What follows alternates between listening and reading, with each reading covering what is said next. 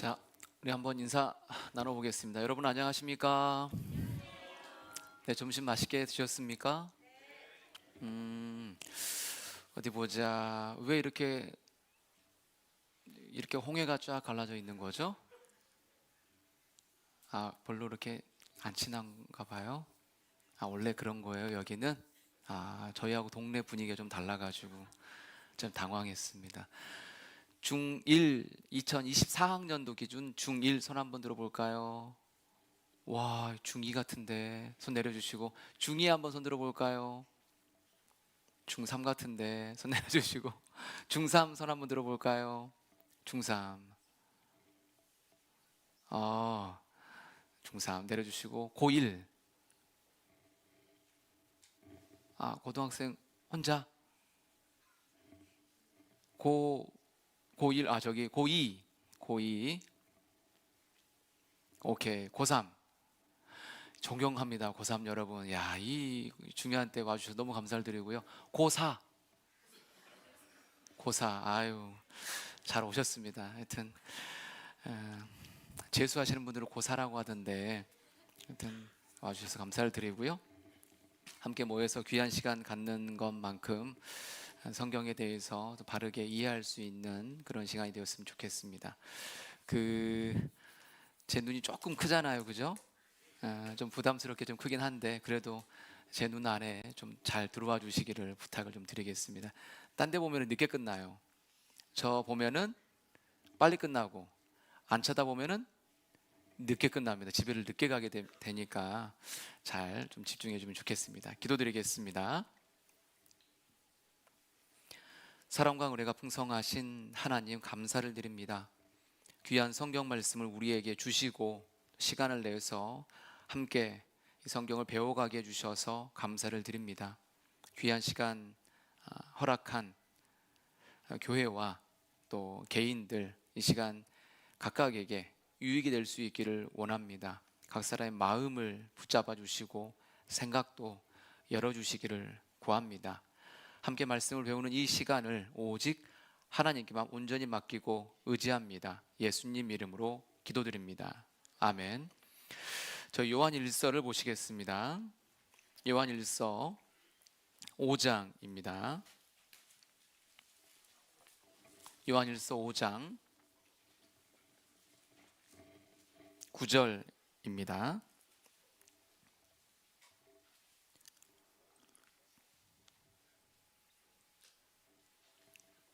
요한일서 5장 9절 제가 읽어드려 보겠습니다. 만일 우리가 사람들의 증거를 받을진대 하나님의 증거는 더욱 크도다. 하나님의 증거는 이것이니 그 아들에 관하여 증거하신 것이니라. 성경 66권 중에서 제가 방금 성경 몇 권이라고 그랬죠? 우리 앞에 몇 권 있죠? 한 권. 그런데 사실은 이 66권이 모여 있는 한 권입니다. 그래서 성경 전서라고 합니다. 66권 중에서 제가 한 권에 해당되는 요한일서를 읽어드렸습니다. 그래서 성경 한 권밖에 안 가져왔는데 무슨 66권이라 그러냐 이렇게 생각할 수 있는데요. 66권 중에 한 권인데 이 말씀에 이렇게 기록이 되어 있습니다. 만일 우리가 사람들의 증거를 받을진대 하나님의 증거는 더욱 크도다. 증거에 대한 얘기가 있습니다. 에비던스, 증거에 대한 이야기가 있죠. 우리는 모르는 길을 걸을 때 물론 이제 지금은 내비게이션이 있긴 하지만은 내비게이션에게 물어보거나 처음 가는 길이면 이제 그 길을 잘 아는 분에게 물어서 도움을 받으면 쉽게 빠르게 덜 고생하고 목적지에 도착할 수 있습니다. 그래서 어쩌면 인생길을 모두 다 처음 걷는 길이다라고 말할 수 있어요. 여러분도 지금 처음 걷는 길이고요. 저도 처음 걷는 길을 걷고 있습니다. 사실 다 잘 몰라요. 많이 살았다고 해서 잘 아냐? 꼭 그것은 아닌 것 같아요. 그런데 좀 지혜로운 사람은 처음 가는 길을 자기 생각대로 가는 것이 아니고 잘 아는 사람에게 물어봅니다. 물어보고 그것을 따르게 되죠. 저희 어렸을 때, 우리가 어렸을 때 누구 얘기를 많이 들었냐면 엄마 얘기를 많이 들었습니다. 저는 엄마가 모든 걸 다 아는 줄 알았어요, 그때에는. 근데 지금 중고등학생이 돼서 보니까 엄마가 다 알아요, 몰라요? 알기도 하고 모르기도 하고, 우리 엄마가 어떤 건 알고 어떤 건 모른다, 이런 것 같습니다. 어릴 때는 엄마 이야기를 많이 들었습니다. 그 다음에 유치원, 초등학교 들어가서는 누구 이야기를 많이 들었습니까? 선생님의 이야기를 많이 들었죠. 그리고 나서 친구, 더 나이가 들면 이제 남편이건 아내건 어떤 사람들의 도움을 받으면서 우리가 살아갑니다. 인생길은 아무래도 먼저 살아간 사람의 이야기를 잘 듣는 것이 덜 고생하는 길이기는 해요. 내가 하고 싶은 대로 하면은 손해가 많습니다. 그러면서 우리가 사람들의 증거를 쉽게 받아들인다라고 표현하신 거예요. 우리가 사람들의 증거를 받을진데, 이 표현이 우리는 다른 사람의 이야기를 잘 받아들인다. 그렇다면 하나님의 증거는 더욱 크도다. 이 표현은 하나님의 증거는 더욱 받아들여야 한다. 사람의 증거보다 더 명확하다, 정확하다, 확실하다라고 얘기를 하고 있는 겁니다. 우리는 5일간 하나님이 사람에게 증거하시는 이 성경 말씀을 통해서 하나님을 확인해 보려고 하는 겁니다. 하나님은 사람을 정말로 사랑합니다. 내가 아직 잘 몰라서 오해해서 그런 거고요. 알면은 하나님 정말 날 사랑하시는구나 알게 되죠. 그 사랑하시는 하나님이 직접 자신의 존재와 사랑을 드러내서 알려주시려고 하는 겁니다. 그래서 우리에게 보내신 것이 바로 이 성경입니다. 이 성경은 이렇게 말할 수 있습니다. 이걸 설명하기에 앞서서 먼저 이걸 한번 적어 볼게요. A letter, 편지. The letter, 그 편지. 좀 맞게 표현했는데 제 발음이 너무 안 좋습니까? 편지. 편지가 있으면 자동으로 연결되는 것들이 있어요. 편지가 있다면 이 편지를 보낸 사람이 있습니다. 보낸 사람을 누구라 하죠? 발신인. 보낸 사람은 뭐라 한다? 발신인, 보낸 사람이라 그래요. 발신이 있으면 누가 있을까요? 반대로 수신인, 받는 사람이라고 하는 겁니다. 보낸 이와 받는 이가 함께 존재하죠. 자, 이것이 있다라는 것은 이 편지를 보낸 사람이 있는 거고요. 이 편지를 이제 받아서 확인을 하는 겁니다. 근데 이 편지를 이제 이 받는 사람이 어떤 사람이냐면 고아로 삶을 살고 있었어요. 부모를 잃은 사람이었습니다. 우리 부모님은 대체 누굴까? 이런 이제 궁금증을 갖고 있었는데 편지가 왔어요. 그래서 편지를 쭉 확인해 보니까 편지의 내용이 뭐가 있냐면은 너가 찾고 있는 부모가 누구인지, 그리고 우리 부모가 너를 정말 사랑하고 있다라는 것, 우리 가족은 유전병이 있는데 그 유전병을 고쳐야 한단다. 그리고 우리는 그걸 고쳤는데 너도 그걸 빨리 고쳐야 해. 해결 방법을 찾았어. 그리고 너와 우리를 위해서 준비된 아름다운 집이 있어. 어서 와. 이 이야기, 이 편지에 담겨 있는 겁니다. 이 메시지를 받아들일 거냐 거절할 거냐는 누구의 선택이냐면 이 수신은의 선택이에요. 받아들일 거냐 거절할 거냐는 본인의 선택입니다. 그런데 신기한 것은 그런 겁니다. 편지가 있다란 말은 이 보낸 사람은 있어요, 없어요? 있어요. 보낸 사람이 있냐 없냐의 물음을 던지는 겁니다. 내가 보낸 사람을 믿을 거냐 안 믿을 거냐 이걸 묻는 것이 아니고 보낸 사람이 있냐 없냐를 얘기하는 겁니다.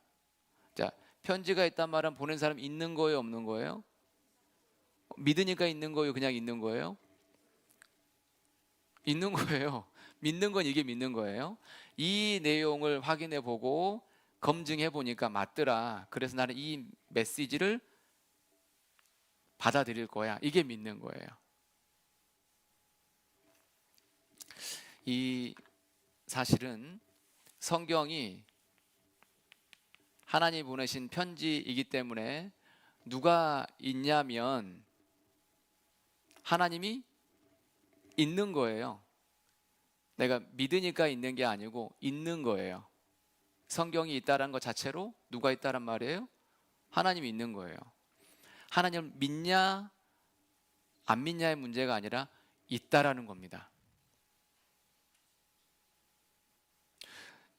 그래서 저도 이제 여러분처럼 이렇게 성경을 배우면서 하나님 있을까 없을까 계실까 안 계실까 내가 믿고 있을까 안 믿고 있을까 이런 생각을 정말 많이 했어요.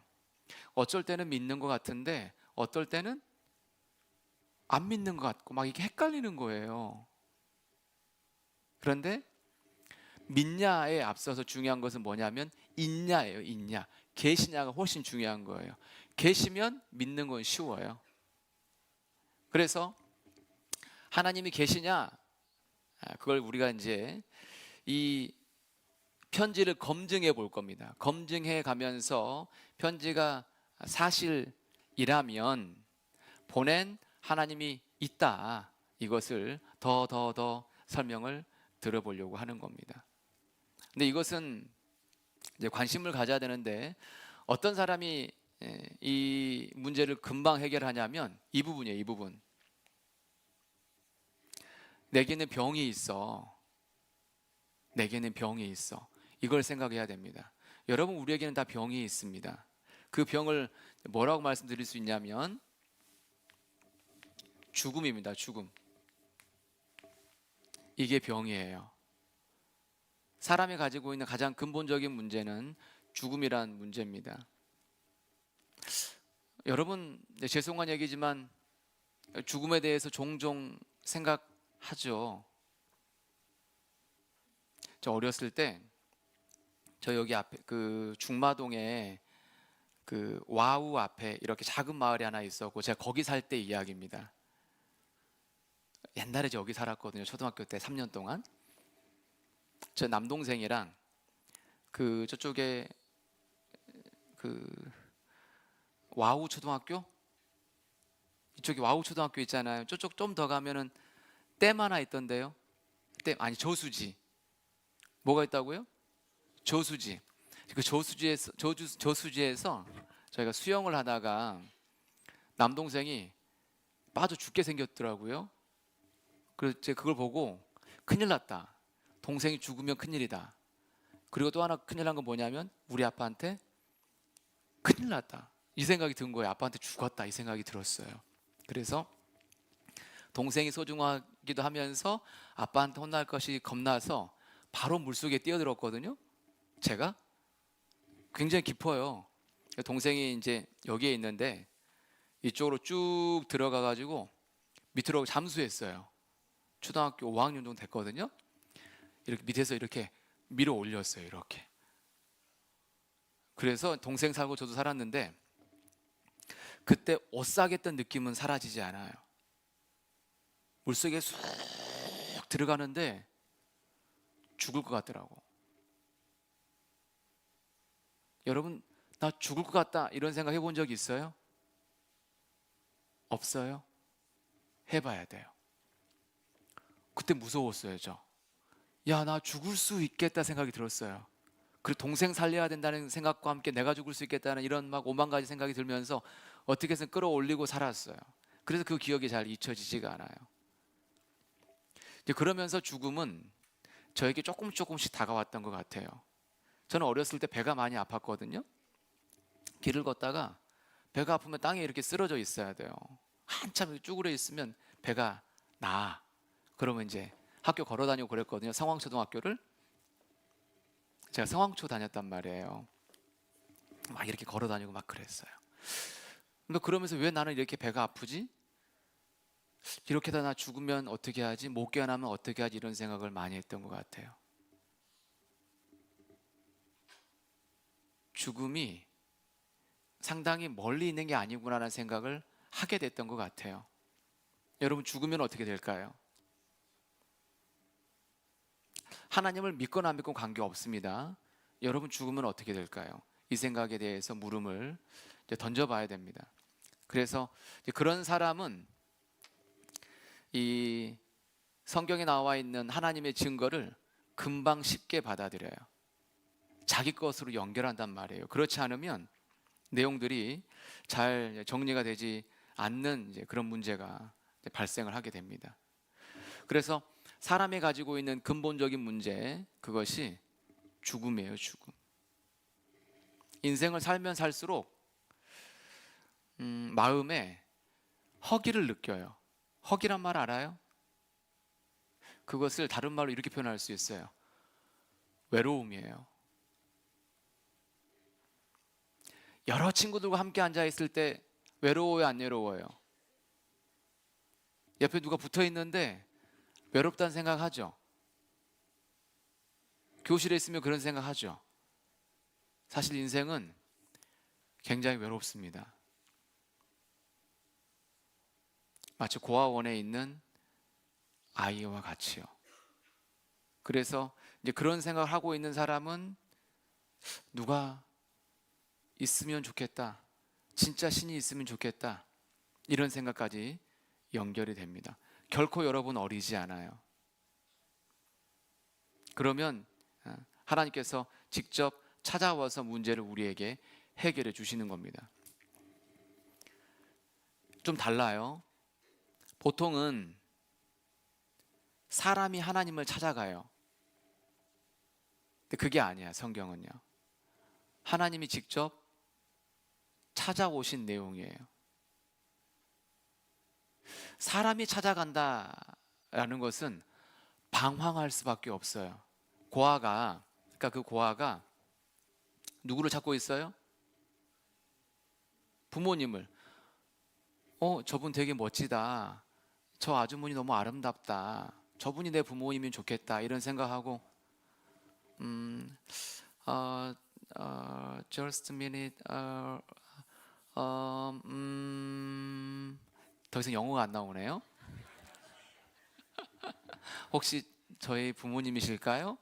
이렇게 물으면 그 사람이 뭐라 할까요? 이상한 눈으로 쳐다볼 거 아니에요. 그러니까 고아가 찾아가면 헤맬 수밖에 없어요. 쉽게 찾는 방법은 부모가 찾아오면 빨리 해결돼요. 그래서 하나님이 찾아오셨다라는 거예요. 여기 내용이. 만일 우리가 사람들의 증거를 받을진대 누구의 증거는 더욱 크도다? 하나님의 증거는 더욱 크도다. 하나님의 증거는 이것이니 그 아들에 관하여 증거하신 것이니라.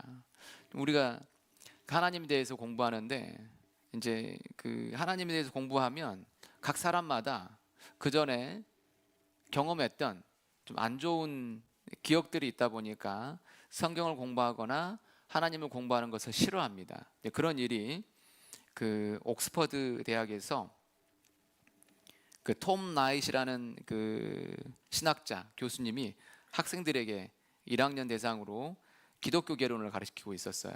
근데 그때 한 학생이 이제 딱 손을 들고 얘기하는 겁니다. 제가 그대로 읽어보겠습니다.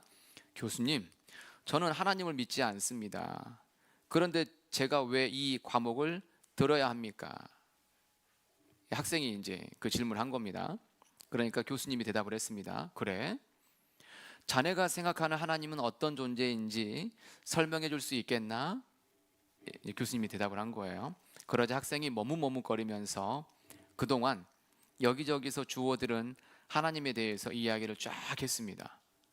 그 학생의 이야기를 들으니까 그 하나님 믿고 싶어요? 안 믿고 싶어요? 안 믿고 싶은 생각이 당연히 드는 거예요. 그렇겠죠. 그러니까 교수님이 이렇게 얘기를 합니다. 그 이야기를 다 듣고 나서 자, 그런 하나님이라면 나도 믿지 않네. 그것은 성경이 가르치는 하나님과 전혀 상관없는 믿음이네. 어디 성경이 가르치는 하나님, 그리고 내가 믿는 하나님에 대해서 들어보지 않겠나? 라고 하면서 수업을 이끌어갔다고 그래요. 여러분이 생각하고 있는 그 하나님과 성경에서 말하는 하나님이 같지 않을 거예요. 만약에 우리가 하나님이 이렇다 저렇다라고 말하면서 나는 그 하나님이 싫어 라고 할 수 있습니다. 그런데 여러분이 생각하고 있는 그 하나님과 방금 말씀드린 것처럼 성경에서 말하는 하나님이 싱크율이 너무 낮을 거예요. 성경에서 말하는 하나님은 여러분이 생각하고 있는 그 하나님과 다를 수 있습니다. 그래서 혹시나 처음 교회 와서 처음 성경을 배우면서 하나님은 이래, 성경은 이래 라고 하면서 나는 그런 하나님 듣기 싫은데 왜 내가 여기 앉아 있어야 해? 이렇게 생각할 수 있어요. 그러나 여러분이 생각하고 있는 그 하나님과 성경에서 말하는 하나님이 같지 않을 가능성이 훨씬 더 커요. 성경에서 말하는 하나님을 알아보셔야 해요. 여러분, 그 하나님을 알면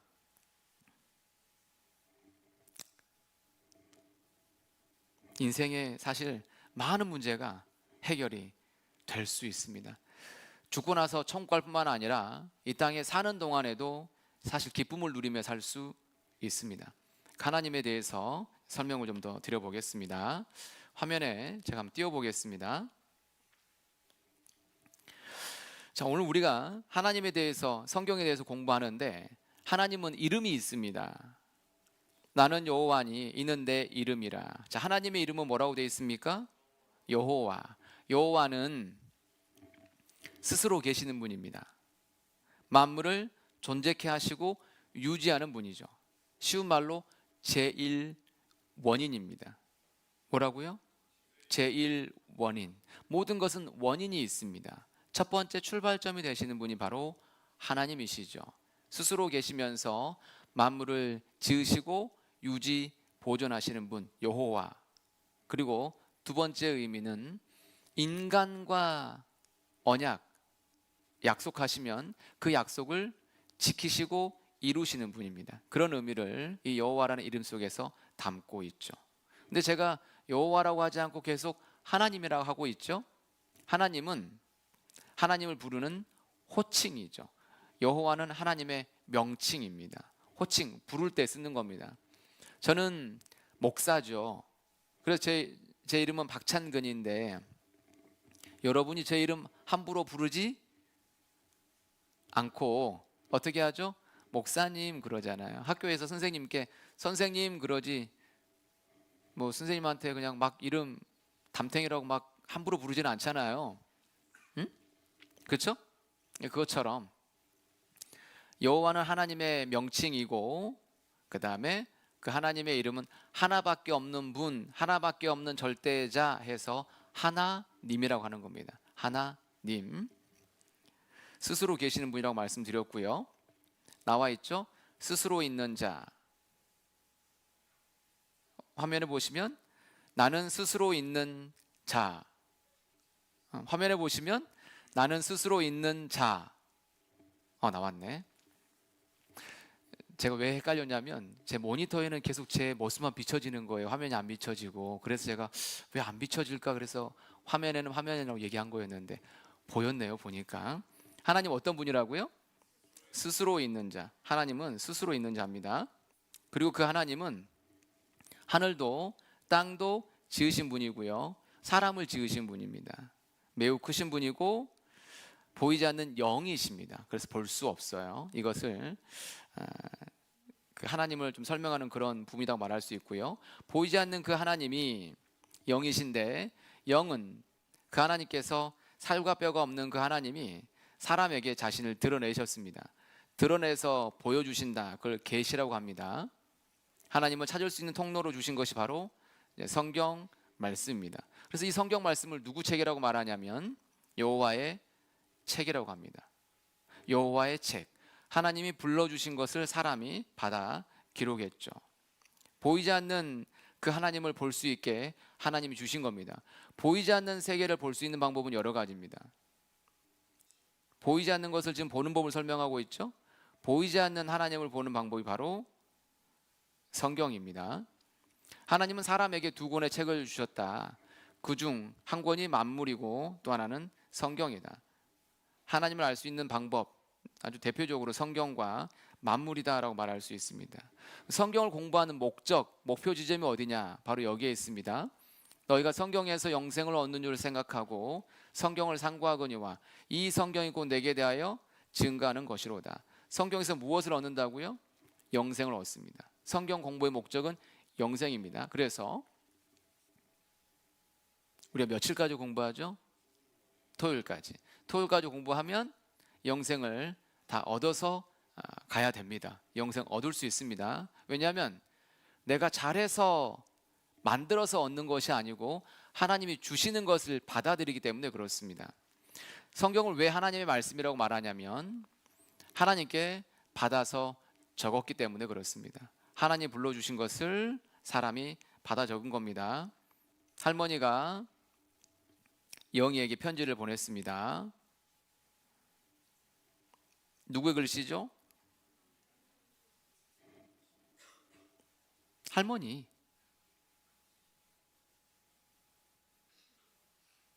할머니가 영희에게 보냈으면, 할머니가 써서 보냈으면 영희가 편지 보면서 누구 편지라고 생각하냐면 할머니라고 생각해요. 이번엔 다르게 설명합니다. 할머니가 멀리 있는 삼촌에게 편지를 보내는데 영희에게 불렀어요. 영희야 편지 좀 받아 적어봐 해서 영희가 글씨를 써가지고 멀리 있는 삼촌에게 편지를 보냈습니다. 글씨는 누구 거예요? 내용은 누구 거예요? 하나님 거. 마찬가지다라는 거예요. 하나님이 사람을 통해서 받아 적게 한 것이 바로 성경입니다. 성경은 66권이기 때문에 성경을 기록한 사람은 무려 40명 정도 됩니다. 그 40명이 받아 적었기 때문에 여러 사람들의 글을 모아가지고 이렇게 해가지고 번역되고 해가지고 사본이 쭉쭉쭉 해가지고 현재 이렇게까지 우리에게 와 있는 겁니다. 그래서 내가 지금 성경을 갖고 있는데 성경을 보면서 생각해야 될 것은 누가 보내신 거냐? 하나님이 보내신 거구나. 이걸 기억해야 됩니다. 성경은 누가 보내신 거다? 하나님이 보내신 거다. 그럼 누구는 계신다? 하나님 계신다. 자, 성경이 있으면 누가 계신다? 하나님 계신다라는 겁니다. 성경 어떻게 기록되었을까? 간단하게 정리해 보면 예수님은 역사의 기준입니다. 예수님 오시기 전을 BC라고 하죠. Before Christ. 예수님 오신 이후를 AD, 아노 도미니 주후라고 합니다. 지금은 2023년이 지난 2024년입니다. BC 1500년 전부터 AD 100년까지 얼마 동안요? 1600년 동안 기록이 되었습니다. 기록한 사람은 약 40명입니다. 그러니까 지금으로부터 무려 얼마 전이라고요? 3500년 전이에요. 기록한 사람 보시는 것처럼 어부, 농부, 학자, 목동, 의사, 장군, 왕 아주 많은 사람들이고 이게 하나님의 말씀이다라고 우리가 단편적으로 알 수 있는 것은 하나님이 가라사대라고 하신 말씀이 무려 성경에서 3800번 이상이나 되기 때문에 이것이 바로 하나님의 말씀이구나라는 것을 우리가 알 수가 있다라는 겁니다. 이 성경은 가장 오래된 책입니다. 가장 오랫동안 기록된 책이고 가장 많이 읽힌 책이고 가장 많이 번역된 책이고 가장 많이 팔린 책입니다. 가장 많은 사람을 변화시켰죠. 그래서 성경을 슈퍼 베스트셀러라고 하는 겁니다. 성경이 어떻게 유래되었느냐? 문제는 여기에 있습니다. 방금 말씀드리면서 성경이 하나님 말씀입니다라고 말씀드렸는데 처음에 기록될 그 당시의 성경과 내가 가지고 있는 성경이 정확하게 일치하느냐, 이건 굉장히 중요한 부분이 됩니다. 그러니까 성경의 내용이 바뀌지 않았냐? 만약에 성경의 내용이 바뀌어 버렸으면 이 성경을 믿을 수가 없는데 성경의 내용이 바뀌지 않았다라는 것을 1948년에 알게 되었습니다. 여기 보시면 사회사본을 발견했는데 이 사회사본을 통해서 무엇을 알게 됐냐면 성경이 후대 몇몇 사람들에 의해서 고쳐진 것이 아니냐 하는 의혹이 불식됐습니다. 지금 우리가 가지고 있는 성경과 처음에 기록된 성경의 차이가 없다라는 겁니다. 왜 이 이야기를 드리냐면 성경은 처음에 세상이 어떻게 시작된 내용과 앞으로 세상이 어떻게 흘러갈 것이 모두 다 기록이 되어 있습니다. 예를 들어서 300년 후에 어떤 왕이 나올지 성경에 기록이 되어 있습니다. 그런데 그 기록된 대로 왕이 나와요. 본인의 이름을 보고서 깜짝 놀라는 경우가 있는 거예요. 앞으로 어떤 나라가 등장할 거다라고 얘기해놨는데 그대로 그 나라들이 등장하는 겁니다. 그러니까 어떤 문제가 생기냐면 미리 기록되었는데 이렇게 생각하는 거죠. 한참 지난 다음에 야, 이거 미리 기록한 것이 아니고 지난 다음에 내용을 적은 거 아니냐, 수정한 거 아니냐, 이런 문제가 생기는 거예요. 미리 기록한 것이 아니고 어떻게 했다고요? 이 일이 일어난 다음에 기록한 거 아니냐, 이런 문제가 생겼던 겁니다. 그럴 수밖에 없잖아요. 200년 후에 300년 후에 개인이나 나라나 어떤 나라들이 등장할 것을 미리 말할 수 없잖아요. 근데 미리 말해놨는데 시간이 쫙 흘러가서 보니까 그대로 이루어진 거예요. 그러니까 얘기하는 겁니다. 내용 고쳤지? 이렇게 얘기를 하는 거죠. 그런데 화면에 보시는 것처럼 성경이 후대 몇몇 사람에 의해서 고쳐진 것이 아니냐 하는 의혹이 완전히 불식되었습니다. 여기 사본이라고 되어 있는데 사본은 복사본을 얘기하는 거예요. 성경에 원본은 없습니다. 원본이 없다 보니까 이제 이런 궁금증을 가질 수 있는데 여기 한번 봐보세요. 영상 하나 봐보겠습니다. 똑같은 질문합니다. For the errors of the scribes when the New Testament was handed down person to person? Yeah, excellent question. There are errors that we know about. Why? Because we can compare the documents, we can compare the manuscripts and see where the errors are. In fact, let me see if I can show you a representation of that because it's better seen than it is described. Here it is. Let's say you have, here's the original, which we don't have. We don't, at least we don't think we have any original documents, okay? So they're all copies, okay? And let's say you find 4 different copies. And in the first copy, you see an error right here. And then another copy, there's another error right there. In the third copy, there's another error right there. And in the fourth copy, there's an error right there. Can you reconstruct the original? Yes. Yes. And that's what scholars do. The original, this happens to be Romans 3:26, God is just and the justifier of the one who has faith in Jesus. Now the note here is the New Testament documents have far fewer variations than this example. So yes, sometimes scribe made mistakes, but in virtually all cases we know what the mistake was and we can correct it by comparing it with other documents. Now you might say, why wouldn't God just, if this is true, why wouldn't he just maintain the original? I'm speculating here, but I think one reason, well, 2 reasons. Number one, if we had the original, we might venerate it. We tend to venerate things like that, right? But number 2, if I had the original, what could I do to it? I could alter it, right? But if you had a copy, you had a copy, you had a copy, you had a copy, you had a copy, you had a copy, and I had a copy, and I changed my copy, is everyone going to know who changed their copy? Yeah, because when you get all your copies together and compare it to mine, you go, Turek, you heretic, why'd you do that? Right? So by not preserving the original, you actually are able to preserve the original better. 이해했죠? 원본은 없지만 많은 사본으로 사본 간의 오류를 검증할 수 있다. 그리고 원본이 없음으로 인해서 원본을 가지고 있는 어떤 사람이 그걸 조작해가지고 자기 마음대로 어떤 무엇인가를 만들 수 있는 것을 차단시킨, 원본이 없음으로 인해서 원본의 내용을 보존시키는 아주 놀라운 방법이 사실 사본이다. 그런데 그 사본이 방금 말씀드린 것처럼 2200년 전 사본하고 오늘날 성경 사본의 내용이 어떻다고요? 똑같다라는 겁니다. 똑같다라는 겁니다. 이게 굉장히 중요해요. 여기서 출발을 해야 성경을 믿는데 쉽게 나아갈 수가 있습니다. 처음의 성경 내용과 지금의 성경의 내용이 똑같다. 이것을 기억해야 됩니다. 따라해 보세요. 처음 성경은 3,500년 전에 기록이 되었습니다. 마지막 성경은 1,900년 전에 완성되었습니다. 3,500년 전, 1,900년 전, 이 1,600년 동안 기록이 이제 끝난 겁니다. 이것이 바로 성경입니다. 성경. 그래서 굉장히 놀라운 거예요. 자, 그러면 하나님이 성경을 보내주셔서 하나님을 믿게 하시는데 어떻게 믿게 하시냐면 이렇게 믿게 하는 겁니다. 하나님은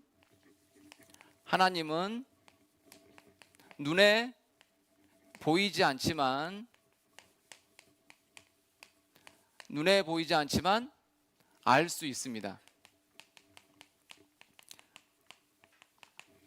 자, 바람은 눈에 보이지 않지만 흔들리는 나뭇가지를 통해서 바람이 있다는 걸 아는 것처럼 하나님 눈에 보이지 않지만 하나님 남기신 흔적들을 통해서 하나님을 알 수가 있는 겁니다. 하나님을 알 수 있는 가장 대표적인 방법이 뭐냐면 하나님 만드신 사람 속에 두신 양심입니다. 양심을 통해서 사람은 본성적으로 하나님을 알 수 있어요. 본성적으로. 두 번째, 하나님 만드신 만물입니다.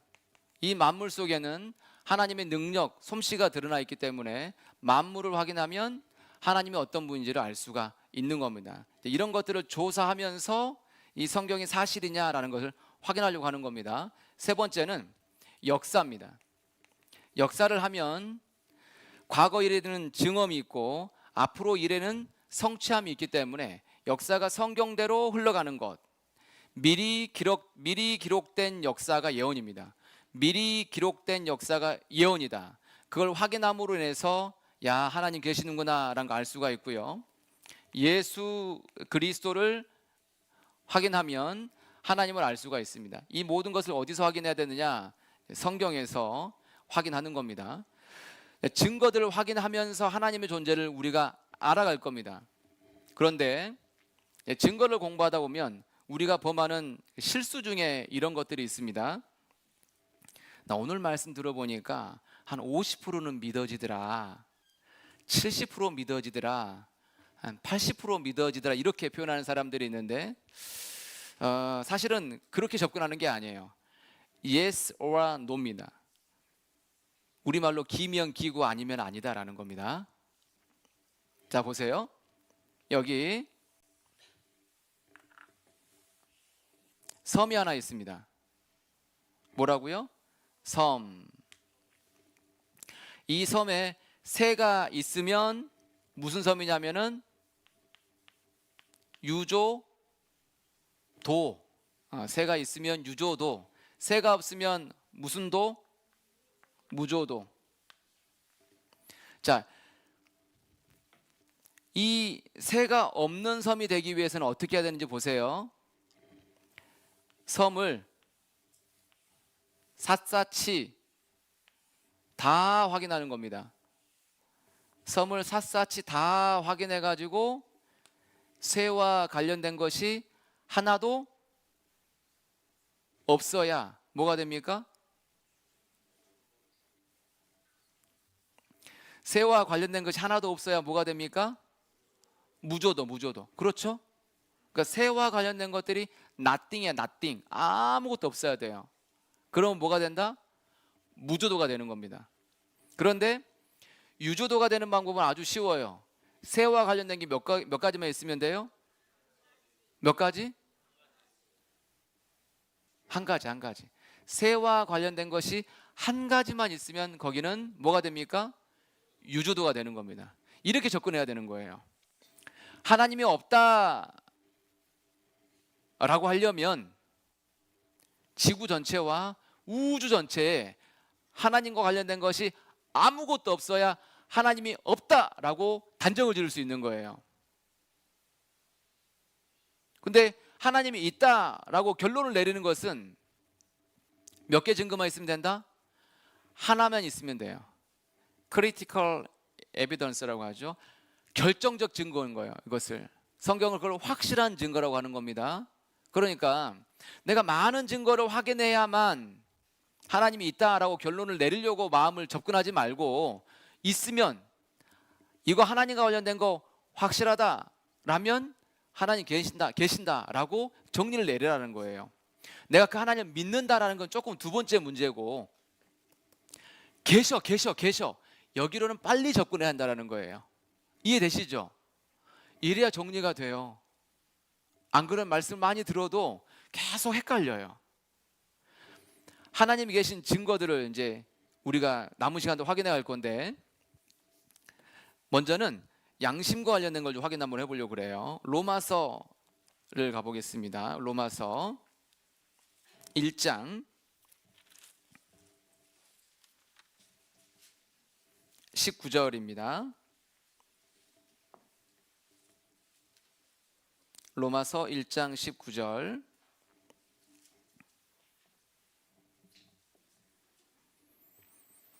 이는 하나님을 알만한 것이 저희 속에 보임이라 하나님께서 이를 저희에게 보이셨느니라.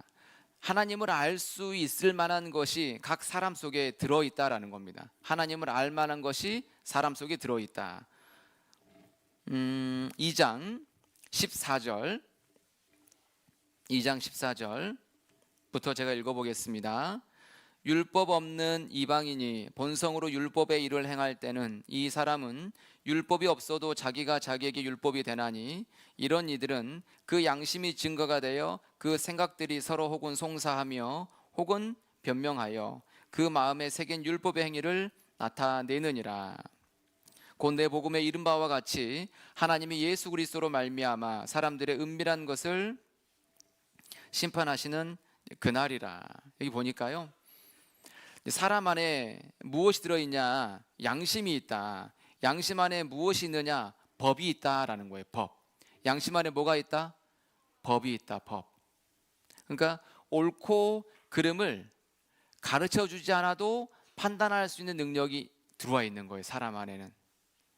누가 가르쳐서 그걸 알게 된 것이 아니고 본성적으로 갖게 된 겁니다. 그래서 어떻게 말씀하셨냐면 15절 끝에 마음에 새긴 율법이라고 되어 있어요. 뭐라고 되어 있어요?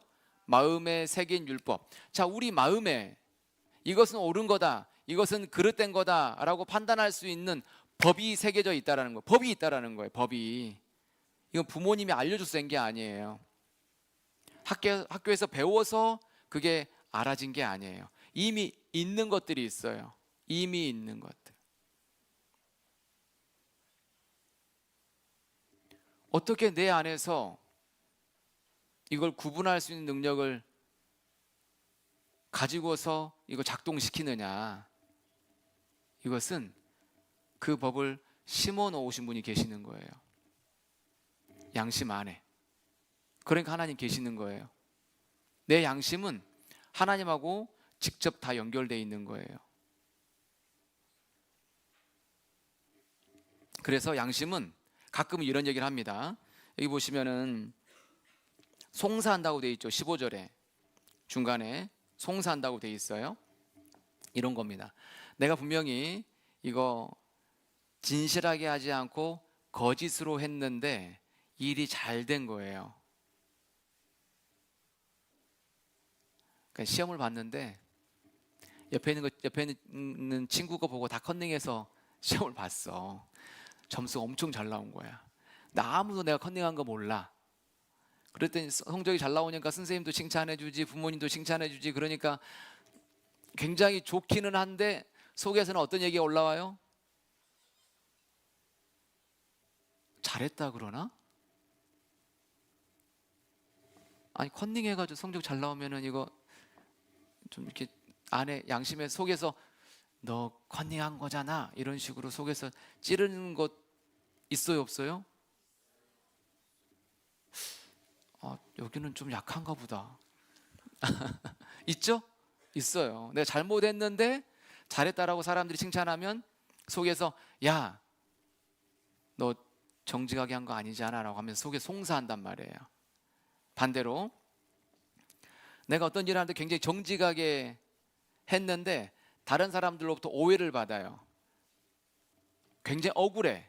그럴 때 속에서 어떤 소리가 들리냐면 괜찮아. 정직하게 행동한 거잖아. 속에서 변명해주고 위로해준단 말이에요. 그게 내 안에 있는 양심의 소리예요. 양심의 소리 들어본 적 있죠? 그 양심이 있는 거예요, 내 안에. 양심을 집어넣으신 분이 누구냐? 바로 하나님이십니다. 사람은요, 위급한 순간이 되면 하나님을 찾아요. 그래서 전쟁통에는 무신론자가 없다라고 얘기를 해요. 총알이 다니면서 죽음 가까이 있는 사람은 그 앞에서 다 신을 찾아요. 전쟁통에는 무신론자가 없다고 그런단 말이에요. 그리고 위기가 되면 내 사랑하는 사람, 내 가족 병원에서 중요한 수술 받으면 그때 기도해요, 기도 안 해요? 어려운 일 닥치면 기도하죠. 그게 하나님을 찾는 사람이 가지고 있는 기본적인 양심의 활동들인 거예요. 하나님이 있다라는 증거입니다. 양심대로 살아갈수록 더 성경의 법과 일치하는 것을 볼 수가 있어요. 그래서 동양 사상에 경천애인이라 그래요. 부모에게 효를 행하는 거, 그리고 인과응보, 이런 모든 것들은 성경의 내용과 일치합니다. 성경을 배우지 않았더라도 양심대로 살려고 했던 사람들은 그와 같이 살아가려고 했어요. 왜 성경의 법과 일치하냐? 그 이유는 양심이 있기 때문에 그런 거예요. 이제 이렇게 말할 수 있습니다. 내 안에 양심이 있다. 내 안에 양심이 있다. 또 하나님이 기록한 성경이 내 앞에 있다. 성경은 누구 말씀이다? 하나님의 말씀이다. 내 안에 무엇이 있다? 양심이 있다. 첫 번째 시간 두 가지를 정리하고 이제 쉬려고 그래요. 5분 쉴 건데 두 가지입니다. 제가 말씀드린 거, 성경은 누구 말씀이다? 하나님 말씀이다. 하나님 말씀이다라는 것 자체는 누가 있다란 말이다? 하나님이 있다란 말이다. 왜? 이게 하나님 말씀이니까. 두 번째, 내 안에는 하나님이 기록한 양심이 있다. 양심. 이 양심은 누가 넣으신 거냐? 하나님이 넣으신 거다. 그러면 누가 있단 말이냐? 하나님이 계신단 말이다. 하나님이 있느냐의 문제를 지금 설명드리고 있는 거예요. 믿느냐는 조금 두 번째 문제예요. 지금 시간이 58분입니다. 3시 3분에 뵙겠습니다. 제가 한 30초 놔두면 제가 카운팅을 할 겁니다. 5분 후에 다시 뵙겠습니다. 30초 남았습니다. 25, 24, 23, 22, 20, 19, 18, 17, 15, 14, 13, 12, 10, 8, 6, 5. 지금 두 개씩 넘어가고 있죠. 다시 15부터 15, 14, 13, 12, 11, 10, 9, 8, 7, 6, 5. 창세기 1장을 보겠습니다. 창세기 1장 1절. 창세기 1장 1절. 말씀을 듣는 자세가 굉장히 훌륭하다라고 말은 못하겠고요. 상당히 좋습니다. 그래도 좋은 편에 속하기 때문에 좋습니다. 창세기 1장 1절. 창세기 1장 1절 함께 읽어보시겠습니다. 태초에 하나님이 천지를 창조하시니라. 제가 한번 다시 읽어보겠습니다. 태초에 하나님이 천지를 창조하시니라. 시작이 있다라는 것은 굉장히 중요한 게 됩니다. 하나님이 계시냐? 신이 있냐? 라고 말할 때 시작하신 분이 있다, 시작이 있지 않느냐, 이거 굉장히 중요한데, 무신론에서는, 진화론자들은 우주는 영원하고 시작이 없다. 근원도 없다 이렇게 얘기합니다. 우주는 영원하고 근원이 없다 이렇게 얘기를 한단 말이에요. 근데 성경은 뭐라고 얘기하냐면 시작이 있다라고 얘기를 합니다. 그런데 최근의 과학은 시작을 얘기합니다. 시작이 있었죠. 빅뱅입니다. 사실은 하나님이 시작하셨다라는 것에 대한 설명이기도 하다 이렇게 연결도 됩니다. 시작하셨죠. 창세기 1장 1절에 태초에 하나님이 천지를 창조하시니라 여기에서 뭐가 나오냐면 태초에 시간이 나옵니다. 천지를 공간, 물질, 생명이 나오죠. 시간, 공간, 물질, 생명 이 모든 것은 하나님께로부터 온 겁니다. 오랜 시간 저절로 흘러가면 그것이 만들어지는 것이 아닙니다. 그래서 시작이 있다. 왜 시작이 있느냐? 아무도 설명하지 못합니다. 그러나 하나님은 그 시작에 대해서 설명하고 계시고 두 번째, 만들어진 것 안에 생명체들이 살기에 가장 적합한 법칙과 규칙, 질서가 있더라. 어떻게 지능 없는 곳에서 만들어진 것들이 이렇게 엄청난 디자인된 것처럼 보이느냐? 디자인하신 분이 계시지 않느냐? 디자이너의 존재를 반증하고 있는 거다 이렇게 얘기하는 거죠. 천지 만물이 다 디자인 설계된 거지 않습니까? 조사해 보세요. 엄청난 great가 있습니다. something에 무엇인가에 great 위대함이 있더라. 누가 계시는 거냐? 하나님이 계신다라고 설명하는 겁니다. 제가 두 가지 설명했습니다. 어떻게 시작이 있을 수 있느냐? 시작하신 분이 하나님이다. 두 번째, 어떻게 이 안에 놀라운 법칙과 규칙들이 있을 수 있느냐? 그것을 넣어 놓으신 분이 하나님입니다. 질량 보존의 법칙, 그 다음에 연력학 제2법칙이 엔트로피 증가의 법칙입니다. 이건 이제 고등학생들 배우죠. 질량 보존의 법칙은 에너지의 모양은 형태는 바뀌지 몰라도 총량은 항상 똑같습니다. 그 말은 하나님 처음에 만드실 때 세팅하신 거 값 그대로 그것이 유지되는 겁니다. 만드신 분이 계셔야 되는 거예요. 두 번째, 시간이 지나면 지날수록 모든 물건들이 새거 됩니까? 헝거 됩니까? 아니, 이 볼펜을 쓰면 쓸수록 새거 돼요? 헝거 돼요? 이게 연력학 제2법칙이에요. 그게 시간 지나면 무질서가 증가된다. 사과가 오래 두면 싱싱해진다, 썩어진다. 방 청소 안 하면 더러워져요, 깨끗해져요? 더러워지죠. 그게 연력학 제2법칙이에요. 모든 것 시간 지나면 어떻게 된다? 더러워진다라는 거예요.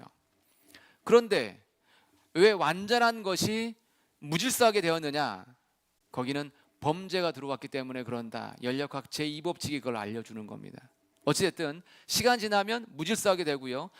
그런데 진화론은 시간 지나면 갈수록 안 좋아지는 게 아니라 더 좋아진다고 얘기합니다. 돌연변이의 출현, 그 다음에 거기에 적응, 그리고 나서 거기서 우수한 개체로 바뀌어감으로 인해서 새로운 종이 계속 출현할 수 있다라고 얘기를 하는 겁니다. 진짜 어렵다. 중1 어렵죠? 근데 요즘 중1들 엄청 똑똑하던데. 목사님 그 집에 목사님 첫째가 막내가 이제 중1 올라가거든요. 첫째는 고등학생인데 웬만큼 다 알던데. 다 이해하죠? 오케이. 이걸 좀 설명드려 보려고 그래요. 히브리서 3장 어려운 내용이 아니에요. 약간 개관을 좀 설명드린 거고 보충 설명할 거예요. 히브리서 3장 4절. 히브리서 3장 4절. 집마다 지은 이가 있으니 만물을 지으신 이는 하나님이십니다. 자, 집이 있다면 누가 있습니까? 지은 사람은 그냥 있는 거예요. 그 사람 믿는 게 아닙니다. 집이 있다란 말은 누가 있는 거예요? 지은 사람이 있는 거예요. 지은 사람을 믿는 것은 조금 두 번째 문제고, 지은 사람은 있는 거예요. 제가 지금 있다란 얘기를 하고 있는 겁니다. 믿으란 얘기는 아직 안 했어요. 제가 있어. 집이 있단 말은 누가 있는 거예요? 지은 사람은 그냥 있는 거예요. 마찬가지로 만물은 누가 있다는 걸 알려주냐면, 이 만물을 지은 사람이 있다는 것을 사실 알려주는 거예요. 요 그냥 있을 수 없는 거란 말이에요. 왜냐하면 거기에가 엄청난 솜씨가 들어가 있기 때문에 그래요. 그러니까 모든 만물에는 지은 사람이 있는 거예요. 우리가 보고 있는 사람들이 지은 것 안에는. 그러나 천하 만물, 사람의 손으로 짓지 않은 모든 것, 거기에는 지으신 하나님이 그 값으로 넣어놨기 때문에 있는 겁니다. 쉽게 이렇게 말할 수 있어요. 닭이 먼저냐 알이 먼저냐, 이거 답을 할 수 없는데 성경은 간단하게 얘기할 수 있어요. 닭이 먼저예요. 닭이 뭘 낳아야 돼? 알을 낳아. 닭은 어디서 왔어? 하나님 만드신 거예요. 흙으로. 그리고 생명을 집어넣은 겁니다. 제가 왜 이야기를 드리냐면 이 두 친구를 만나고 싶어서 그래요. 두 친구 만나보겠습니다. 물론 친구는, 여러분에게 친구는 아닐 것 같은데. 논리적인 토론회 하고 웬만해가지고는 지지 않아. 아유, 그만 봅시다. 더 보고 싶긴 한데, 뭐가 먼저다? 닭이 먼저다. 성경적으로는 닭이 먼저예요. 그리고 이제 연구를 해보니까 닭이 먼저다라는 것도 알게 되었긴 했는데, 화면에 보시면 이렇게 말씀되어 있죠. 누구를 기억하라? 창조자를 기억하고 죽음을 기억해야 된다. 이 두 가지를 얘기하고 있는데, 그러면서 이사야 40장에서 너는 눈을 높이 들어 누가 이 모든 것을 창조하였나 보라. 누가 이 모든 것을 창조하였나 보라 라고 설명하고 있습니다. 우리는 창조된 후에 이걸 보고 있는 거예요. 창조 현장을 우리가 못 본 겁니다. 그러니까 기원의 시점은 아무도 보지 못했어요. 다시요. 기원의 시점은 아무도 보지 못했어요. 그럼 과학이라고 하면서 그전 것을 추론하고 있는 것 뿐이에요. 과학에는 두 가지가 있습니다. 이거 좀 생각해야 됩니다. 이거 일부러 설명드려요. 잘 생각해야 돼요. 그러니까 성경은 과학이 아니고 진화론은 과학이다, 이런 생각을 많이 하는데, 과학의 영역 분야가 조금 다른 게 있어요. 이걸 정리 한번 해보려고 그래요. 우주 만물은 도대체 어떤 원인으로 생긴 것일까? 이 질문에 나올 수 있는 예상 대답은 두 가지로 좁혀진다. 하나는 누가 만들었을 것이다. 우연히 저절로 생겼을 것이다 라는 주장이다. 전자를 창조, 후자를 진화라 한다. 그러니까 기원론의 대답은 창조냐 진화냐 두 가지로 좁혀주고, 답은 둘 중에 하나인데, 야 그러면 어떤 것이 맞냐, 이거 어떻게 규명할 수 있느냐라는 거예요. 그죠?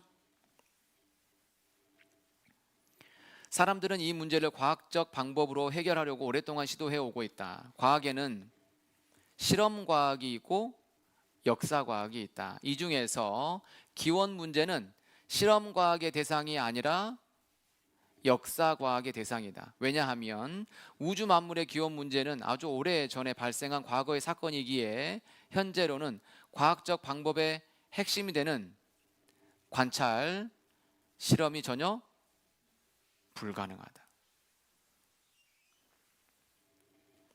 기원의 문제는 실험과학이 아닌 역사과학의 대상이기에 현재 존재하는 만물을 연구하여 둘 중에서 어느 주장이 과학의 기본 법칙에 맞는지를 증거를 통해서 규명한다. 그런데도 진화론자들은 기원론을 실험과학의 대상으로 오해하고 진화론 앞에 과학이라는 단어를 붙여 진화론이 하나의 가설, 임시 이론이 아니라 과학적 사실인 것처럼 사람들을 기만하고 있다. 자, 두 명을 초대해 보려고 그래요.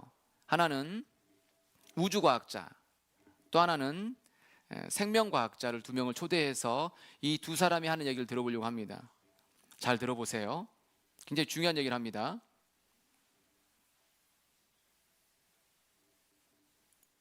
결국 우주와 생명의 기원에 관한 것이다. 과학자들에 따르면 우주는 커다란 폭발, 즉 빅뱅으로 시작됐다고 한다. 그러나 빅뱅이 어떻게 시작되는지는 설명하지 못한다. 과학이라는 것은 특별히 한계가 있거든요. 특히 저희 천문학 같은 경우도 그렇고 생명진화론도 그렇고 제1원인까지 설명할 수 있는 것이 아니거든요. 제1원인은 아직도 설명할 수 없고 또 관측적인 실험적인 증거가 없습니다. 우리는 단지 우리가 실험이나 관측으로 검증 가능한 영역에서 이러이러하게 우주의 역사가 전개되었구나 하는 걸 알 뿐이지 처음에 어떻게 전개되었는지는 증거가 지금 없기 때문에 모릅니다. 그러니까 모른다고 하는 것이 정직한 고백인데 그러니까 과학자들이 다 아는 것처럼 설명하는데 안다 모른다 사실은 모른다예요. 두 번째, 최재천 교수님 혹시 아시나 모르겠어요. 최재천 교수님 알아요? 그 이대 교수님이시면서 서울대 교수님이시고 그 하버드에서 박사학위 받으신 분이시잖아요. 이분의 얘기를 한번 들어볼게요. 여러분 망했습니다. 저는 오늘 생명의 기원에 대해서 드릴 말씀이 없습니다. 저 대학에서 생물학을 수십 년 가르쳤는데요. 일반 생물학 가르칠 때 전 생명의 기원 챕터는 한 번도 가르쳐 본 적이 없습니다. 그 챕터는 그냥 항상 넘겼습니다. 넘기면서 학생들에게 나 솔직하게 여기에 대해서 아는 게 아무것도 없다. 그래서 이 챕터는 그냥 같이 공부하는 챕터로 쓰자. 생명의 기원은 이게 관찰 영역에 없습니다. 누가 그 옛날 관찰할 수가 없었기 때문에 우리가 가지고 있는 지금 현재의 데이터를 가지고 최대한 유추해 볼 수 있는 건데 결코 쉬운 작업이 아닙니다. 그래서 저는 사실 자신이 없어서요. 자신 있다 없다? 사실 아무도 몰라요. 이분 교회 다니시거든요. 앞에 전부도 교회 다니긴 합니다. 교회 다니니까 그런 얘기한 게 아니고 정직하게 얘기하는 겁니다. 정직하게. 사실 모릅니다. 이러이러할 것이다라고 추정하는 것뿐이에요. 그러니까 어떤 것이 성경이 과학적 법칙에 맞느냐, 진화가 과학적 법칙에 맞느냐 비교해 보면 된다라는 거죠. 가장 근본적인 법칙이 아까 말씀드린 것처럼 질량 보존의 법칙, 그 다음에 엔트로피 증가의 법칙, 또 하나는 생명 발생설입니다. 생명 속생설. 생명이 생명을 낳는다. 쉽게 말해서 콩 심으면 콩 나고 팥 심으면 팥 난다. 자, 이렇게 볼게요. 제가 지금 콩이 있어. 위에 콩으로 올라갑니다. 콩콩콩콩콩콩콩콩콩 올라갑니다. 맨 처음 콩 어디서 왔어요?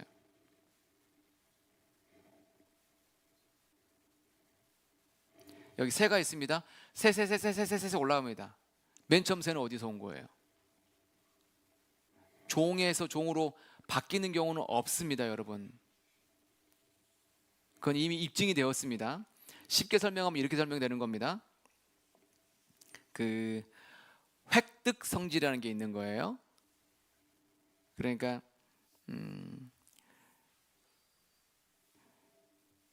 유전 정보 중에서 생식 세포 안에 들어가 있는 유전 정보와 체세포에 있는 유전 정보가 서로 영향을 줄 수 있느냐? 영향을 못 주는 거예요. 예를 들어 체세포에 있는 유전 정보, 예를 들어 보세요. 제가 이제 어떤 일을 하다가 제 팔이 하나 잘렸어요. 어떤 일을 하다가 팔을 잘렸어. 그러면 제 아들, 딸은 팔 잘려서 나와요? 안 잘려서 나와요? 왜냐하면 생식 세포 안에 있는 유전 정보가 이건 안 바뀌었기 때문에 그래요. 여기서 몸을 아무리 이렇게 적응 한다고 해서 이게 후 세대로 그것이 그대로 전달되느냐, 그런 경우는 없다라는 거예요. 그냥 처음에 세팅된 그대로 넘어간다고. 그래서 생명 속생설이라 그래요. 이것은 파스테르의 실험에 의해서 끝났습니다. 그 백조목 실험이라고 합니다. 그래서 생명은 절대 우연히 저절로 발생하지 않는다라는 겁니다.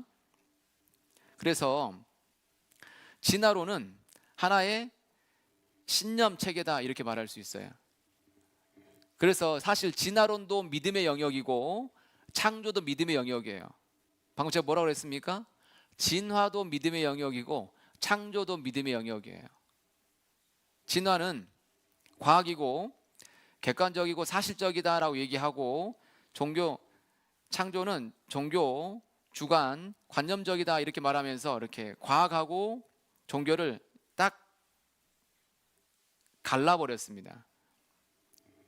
이것이 미국에서 발생을 했었죠. 이걸 교도권의 분리라고 합니다. 분리시킴으로 인해서 종교와 과학이 싸우지 말자, 서로 영역이 다르다라고 하면서 너네는 과학이 아니야 이렇게 얘기를 해버린 겁니다. 결론적으로. 근데 그러지 않아요. 진화론을 요약하면 이렇게 될 수 있습니다. 시간이 만들었다 이렇게 말할 수 있고요. 창조는 뭐라고 말할 수 있냐면 하나님이 만들었다 이렇게 얘기를 하는 겁니다. 그래서 요약하면 어떤 게 더 괜찮으냐 모르겠냐, 어떤 게 더 괜찮냐. 진화론의 기본 가정들은 물질은 원래부터 그냥 있었다라는 거예요.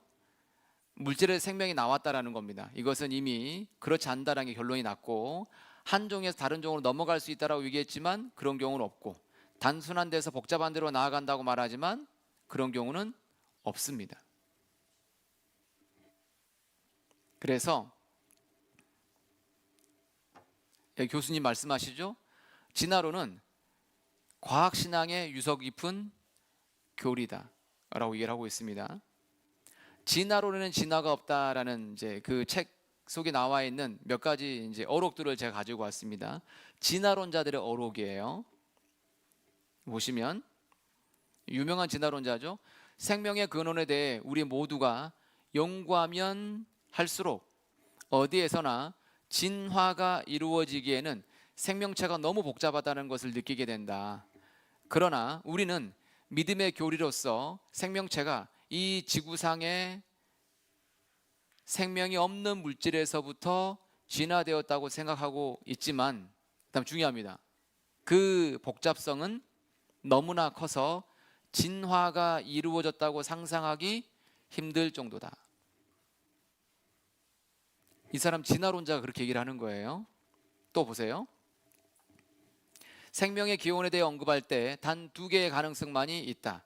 신의 초자연적 창조 혹은 우주 발생적 진화, 이 외에 또 다른 가능성이 있을 수 없다. 자연 발생은 그냥 있으면 스스로 생겨나는 거죠. 이미 120년 전 루이 파스테르 등에 의해서 실험에 의해서 가능성이 없다는 것으로 판명이 났으므로 단 하나의 결론만이 남게 된다. 그러나 나는 철학적인 이유 때문에 신을 믿을 수 없다. 그러므로 나는 과학적으로 불가능한 것을 선택했으며, 그것은 바로 생명이 우연, 발생, 진화했다는 것이다. 우연히 생명이 발생할 수 있어요? 없다라고 진화론자도 얘기하는 겁니다. 또 화석들은 종의 진화를 말하지 않으며 다윈이 예상한 중간 종 화석은 발견되지 않았다. 화석은 도리어 창조를 설명하고 있는 겁니다. 인간 역사 시기에서 우리는 한 종이 다른 종으로 변화된 예를 하나도 알지 못한다. 하나도 알지 못한다. 진화론자죠. 또 있습니다. 이 사람이 진화론이 과학적으로 이게 말이 안 된다. 그러나 내가 왜 진화론을 믿냐? 유일한 다른 이론인 특별한 창조를 믿을 수 없기 때문이다. 이 사람 얘기하고 있습니다. 이 사람 굉장히 유명한 진화론자입니다. 진화론은 증명되지 않으며 또 증명할 수 없다. 우리가 상상도 할 수 없는 특별 창조가 바로 다른 대안이기 때문에 우리는 진화론을 뭐라고 되어 있습니까? 믿는다. 진화론이 과학이에요? 신앙이에요? 신앙이라고. 진화론도. 진화론이 과학이다 생각하시면 안 됩니다. 진화론이 과학 법칙이 아니에요. 생명의 기원을 말하면 두 가지밖에 없어요. 진화와 창조라고요. 진화가 안 맞다고. 뭐밖에 없어요? 창조밖에 없다고요. 근데 왜 선택을 안 하느냐? 도덕적 결단 때문에 그래요. 인생에 대해서 하나님이 계시면 심판할 거잖아요. 그게 싫은 거예요. 내 마음대로 살 수 없잖아요. 그래서 싫은 거예요. 인류가 아메바와 점균류로부터 진화했다는 이론은 과학이 아니라 뭐라고요? 신앙에 불과하다. 고생물학을 연구하면 할수록 진화론은 더욱더 무엇으로만 남는다? 신앙으로만 남는다. 그래서 이게 그 감씨에서 감이 나오죠.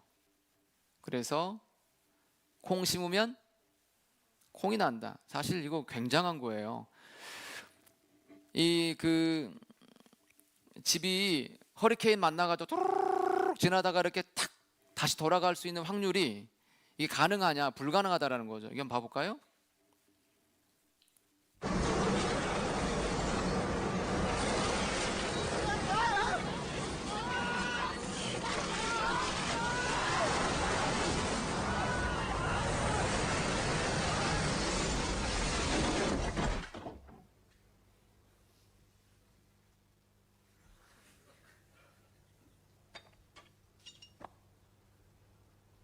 가능성이 0.0000001%인데 생명이 존재할 확률은 세포 하나, 그러니까 DNA에서 한 정보 A, T, C, G라고 하는데 여기 하나가 빠져가지고 바뀔 수 있는 확률이 10의 87승분의 1이에요.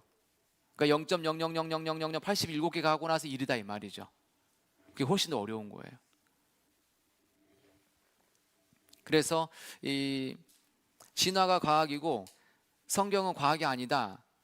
그래서 이거 나는 못 선택하겠다 이런 경우인데 그렇지 않아도 된다. 둘 다 믿음의 영역이다라는 겁니다. 그러면 성경을 믿는 과학자들도 있냐? 화면에 보시면 성경을 믿는 과학자들이 있어요. 다 성경을 믿는 과학자들입니다. 이름을 좀 들어봤을 만한 분들이죠. 대학 가면 더 배워요.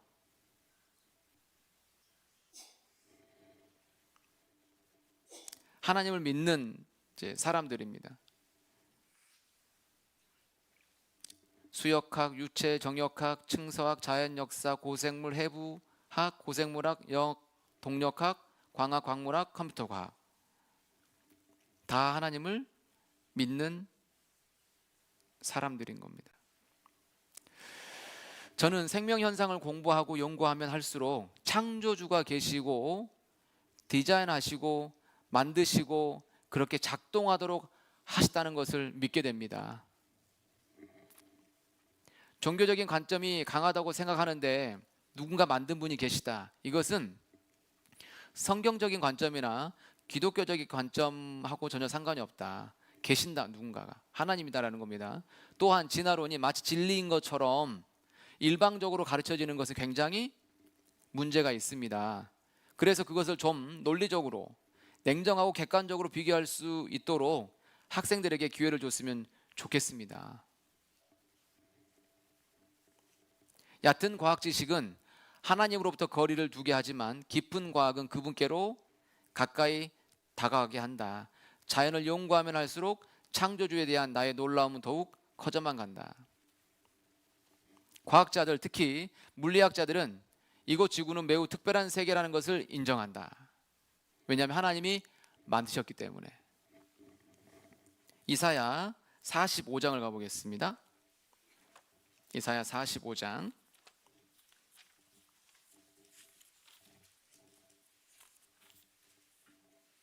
18절입니다.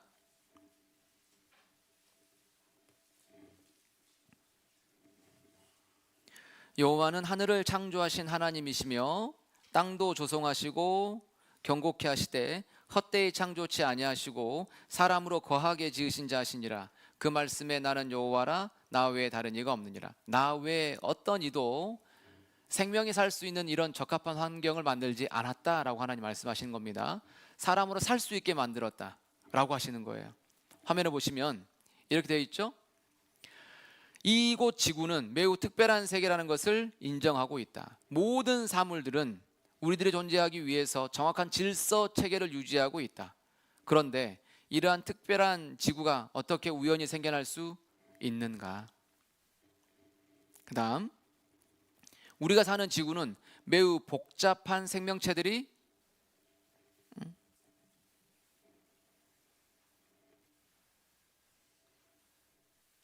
죄송합니다.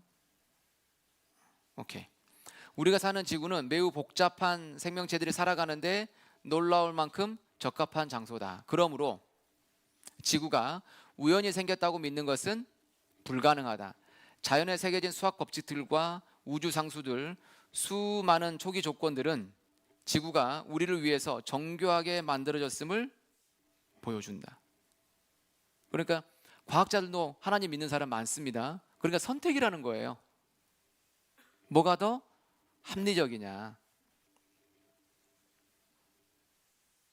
성경은 과학적이다. 단지 이에 불편을 느낀 사람들에 의해서 거부되었을 뿐이다 라고 얘기를 하고 있습니다. 이 사람 앤서니 플루, 그러니까 지금 그 리차드 도킨슨 아시죠? 이 사람이 굉장히 그 대표적인 이제 무신론자이잖아요.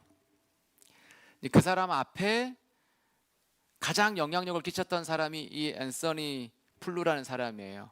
이 사람이 2010년에 돌아가셨는데 2004년에 책을 냈어요. 존재하는 신이라고.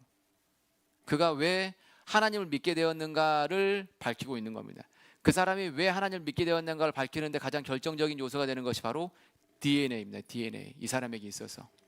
또 하나는 자연 법칙들이 존재한다. 그 다음에 어떻게 생명이 살기에 적합한 세상이 만들어질 수 있는가. 세 번째, 시작이 있더라라는 겁니다. 그걸 통해서 이 사람은 말합니다. 하나님이 계신다.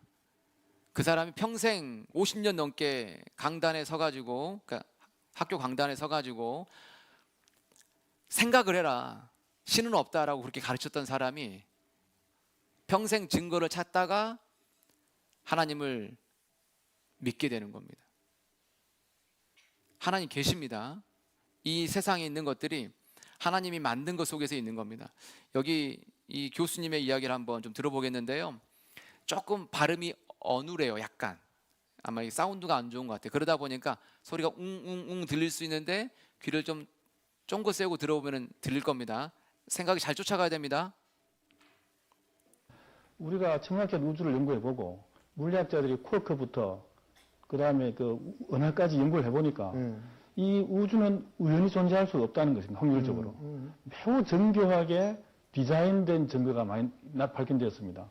우연이 아니면 누군가가 설계해서 창조했다고 밖에 볼 수가 없게 되는 것입니다. 아니, 근데 우연이 아니면 누군가가 있다고 하는 그것도 좀 뭔가 우연이 아니면 새로운 또 다른 우연일 수도 있죠.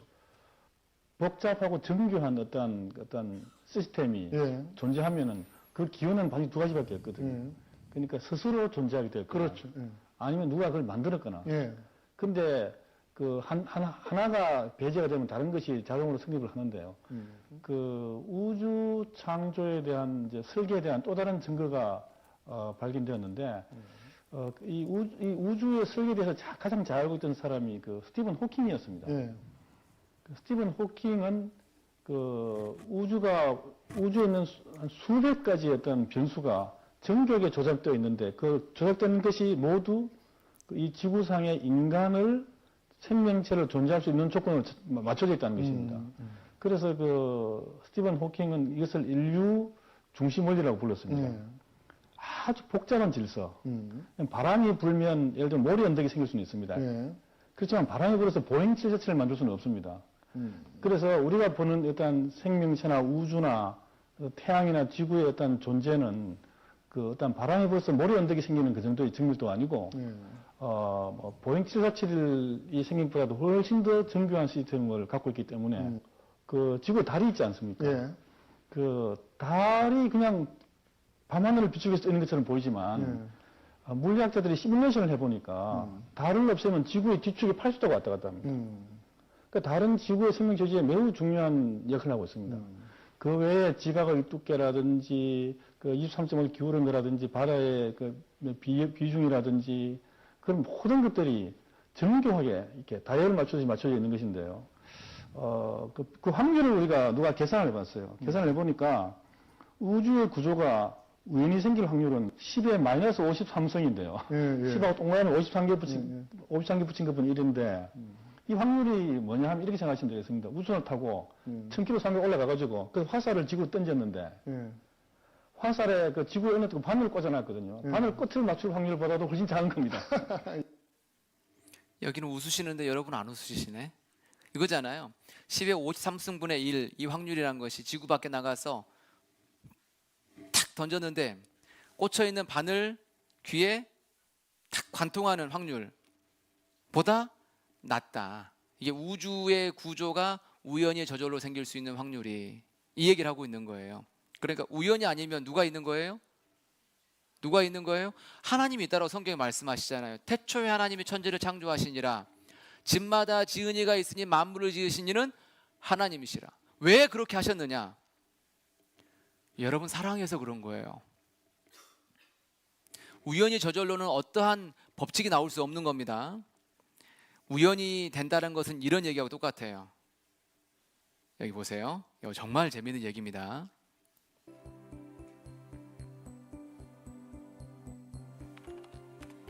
한글을 모르는 원숭이.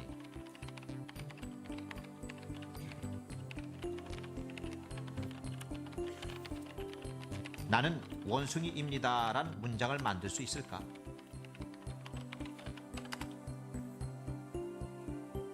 아무리 자판을 두드려도 나는 원숭이입니다란 간단한 문장을 만들 수 없다. 100억 년 동안 자판을 계속 두드려도 불가능하다.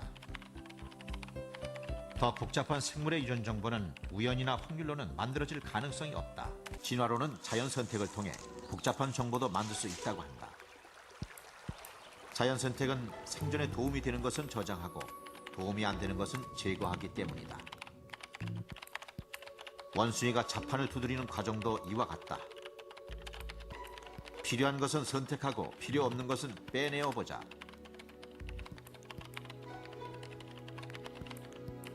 이런 과정이 계속되면 언젠가 제대로 된 문장이 만들어질 수 있다고 한다. 가능합니까?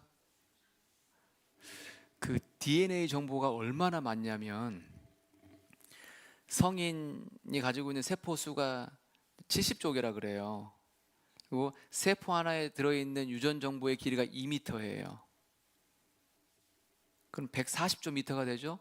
140조미터는 지구와 태양 사이를 1억 5천만 킬로미터인데 10번 왕복하는 거리의 DNA 정보량이 내 안에 들어있는 거예요. 지구와 태양 사이를 몇 번? 10번 왕복할 수 있는 정보량이 내 안에 들어있다고요. 그러니까 이것은 뭘 고쳐버리면 유전병이 생겨서 죽어요. 사람이 항상 세팅되어 있어야 돼요. 그대로 대물림 되는 거예요. 그래서 이건 조작이 안 된다고. 이런 정보, 그래서 생명의 원천이 주께 있사오니라는 말씀이 시편 36편에 있는데 모든 정보의 원천은 하나님께로부터 온 거예요. 그래서 DNA는 무엇을 조립시키냐면 아미노산을 조립시키는 명령어예요. DNA가. 이 명령을 가지고 조립시켜가지고 단백질을 만들고 그 다음에 이제 세포로 넘어간단 말이에요. 근데 이 정보 명령어의 정보원이 정보가 어디서 올 수 있느냐라는 거예요. 이건 지적 존재로부터 온다라는 거죠. 그분이 누구라고요? 하나님이라고. 모든 생명의 원천이 하나님께로부터 왔다고요. 하나님 만든 것 속에는 질서와 규칙과 원칙이 있다라는 거예요. 시편 119편을 가보겠습니다.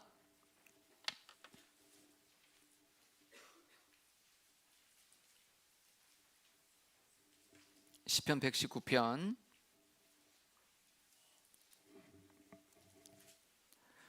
90절입니다. 자, 하나님 만든 것이 얼마나 대단한지를 이제 확인해 보려고 그래요. 90절. 주의 성실하심은 대대에 이르나이다. 주께서 땅을 세우셨으므로 땅이 항상 있사오니 천지가 주의 규례대로 오늘까지 있음은 만물이 주의 종이 된 영곤이이다. 화면에 보시면 주께서 땅도 세우셨다. 그리고 그 땅이 항상 있다. 이건 놀라운 겁니다. 만드는 것도 중요한데 이걸 유지하는 건 더 어려워요. 예를 들어서 제가 이제 팽이를 돌리고 있는데 탁 쳤어. 돌려. 시작됐으면 돌아. 그러려면 계속 돌게 하려면 어떻게 해야 돼요? 계속 일정한 에너지를 공급해야 되는 거예요. 일정하게 유지한다라는 것은 이 보존한다는 것 자체가 기적입니다. 지구 항상 일정하죠. 도는 것이 자전 공전이. 달도 일정하죠. 태양도 일정합니다. 어떻게 이게 다 일정할까요? 여기 나와 있는 것처럼 주께서 땅을 세우셨으므로 땅이 항상 있사오니, 그렇게 유지하는 분이 하나님이시라고요. 여러분, 이거 진짜 기적이에요. 천지가 주의 규례대로 있음은 만물이 주의 종이 된 영혼이다. 그 다음에 누가 이 모든 것을 창조하였나 보라. 주께서는 수요대로 만상을 이끌어내시고 규칙대로 수요대로 질서와 법칙을 얘기하는 겁니다. 생명체 안에는 놀라운 복잡성이 들어가 있는 겁니다. 그 복잡성을 집어넣으신 분이 하나님입니다. 모든 것들이 거기에 맞추어서 살 수 있게끔 세팅되어 있다는 겁니다. 하나 보시면, 인간은 어디에서 왔을까? 세상은 어떻게 생겨났을까? 사람들은 그 답을 신에게서 찾았다. 나아가 신이 생명을 창조했음을 증명하려고 했다.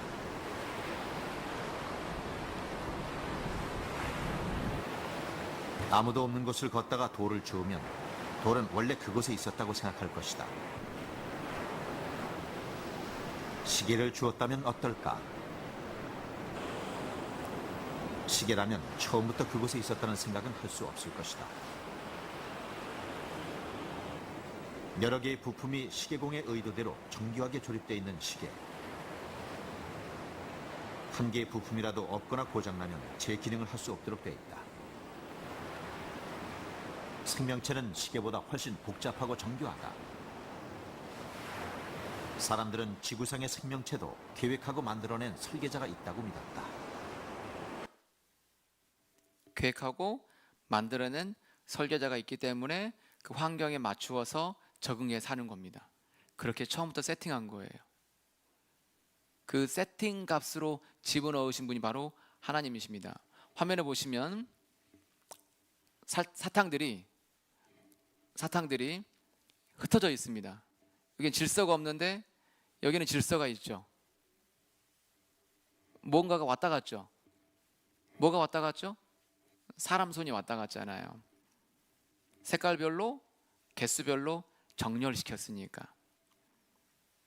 질서와 규칙이 있다는 것은 무엇이 있다? 이성적인 존재가 있다는 뜻이다라는 겁니다.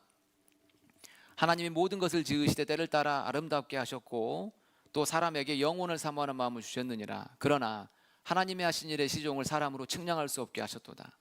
하나님 모든 것을 지으셨는데 어떻게 만들었다? 아름답게 만들었습니다.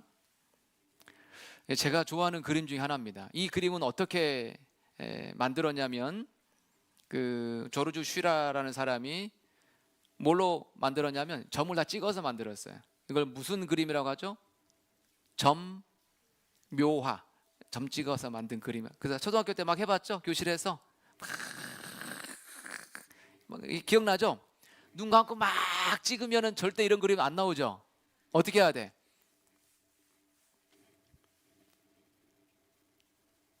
계획과 의도를 가지고 집어넣은 거예요. 이거 보면서 이런 생각합니다. 이 불꽃쇼 디자이너가 굉장히 디렉터가 굉장히 유명한 좀 돈이 되는 직업이잖아요, 그죠? 이거 굉장히 어려운 거잖아요. 이 불꽃쇼가 굉장히 어려운 겁니다. 이렇게 만들기가. 제가 요수서 왔기 때문에 요수 밤바닷가를 하나. 이게 그냥 불꽃을 막 터뜨린 거예요. 계획적으로 순서 맞추고 이 터지는 거 막 다 조사해서 한 거예요. 계획적으로. 마치 하늘에 떠 있는 별들이 그와 같지 않습니까? 별들이 그냥 무작위로 떠 있는 거예요. 항상 사시사철 그때 되면 그 자리에 딱 오는 거예요. 별자리가 항상 그 계절에 맞추어서 카시오페아 자리, 오리온 자리, 큰 곰 자리, 작은 곰 자리 항상 그렇게 맞춰서 돌아다니는 거 알죠? 온 우주가요 지구를 중심으로 다 세팅되어 있잖아요. 이렇게 불꽃쇼가 굉장히 아름다운 거예요. 여기 불꽃쇼는 에버랜드 불꽃쇼입니다. 여러분 에버랜드 불꽃쇼 본 적 있습니까? 봤어요? 수학여행 가면 보통 안 보고 오는데 제가 이제 그 서울에 살 때 이거 가서 찍은 거 보고 너무 예쁘고 찍었는데 별로 안 예뻐가지고 유튜브에 찾은 겁니다. 봐보세요.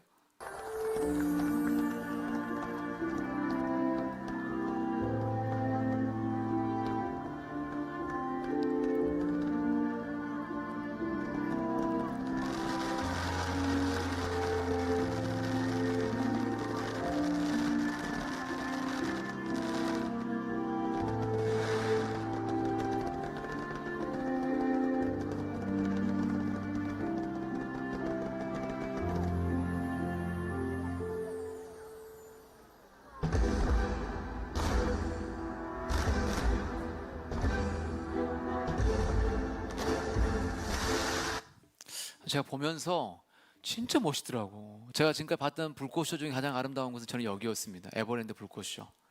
꼭 한번 보셔야 돼요.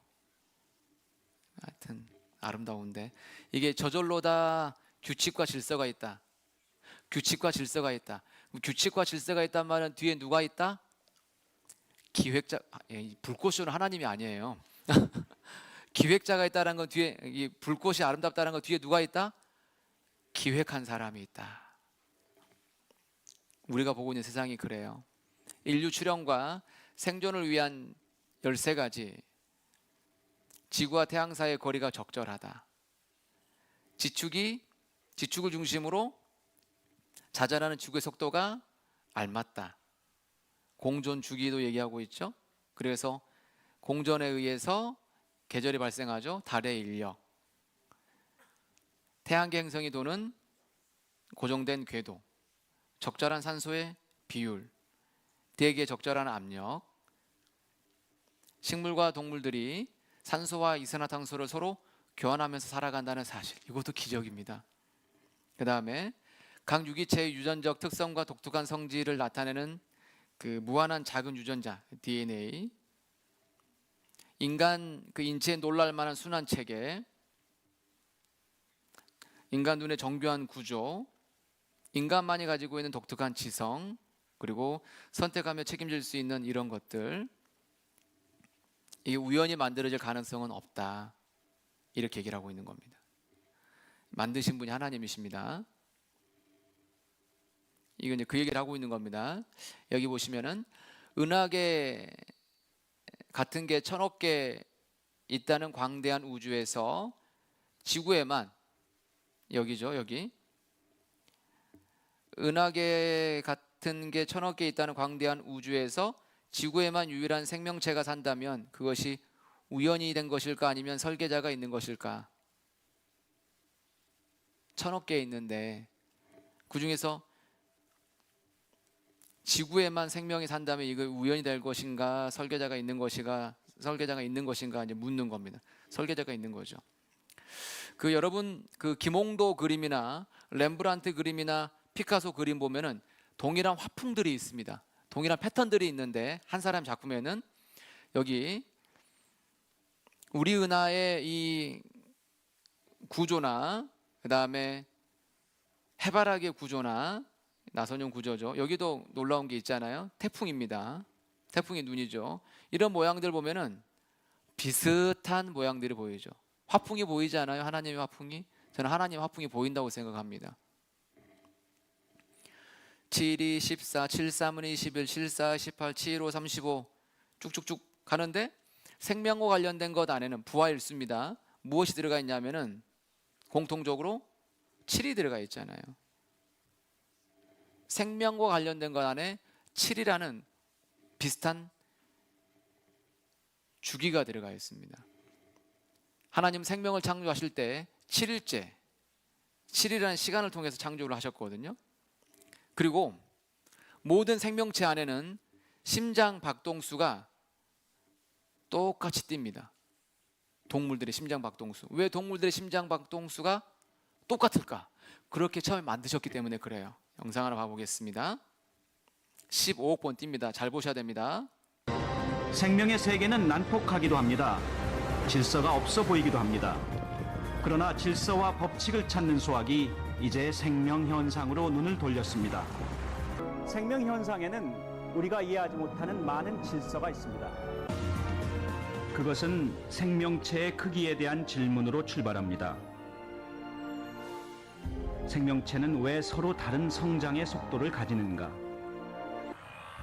주어진 삶을 무사히 마칠 수 있다면 노예 심장은 평생 몇 번이나 뛸까요? 학자들에 따르면 약 15억 번 정도 뛴다고 합니다. 그런데 놀라운 사실은 이 15억 번의 심장 박동수가 모든 포유류에 적용된다는 것입니다. 코끼리도 사자도, 이곳에서 가장 작은 포유류의 하나인 몽구스도 예외가 없습니다.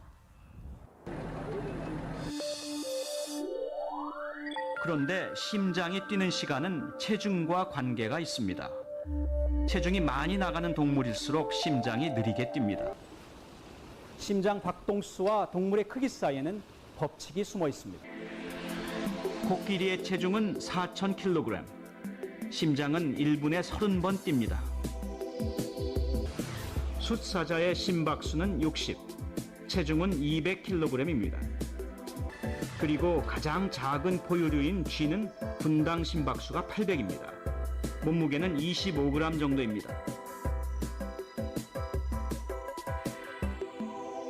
그런데 모든 포유류의 심박수는 크기에 맞춰 일정한 비율을 가집니다. 한 줄로 그을 수 있을 정도로 규칙적입니다. 놀라운 일입니다.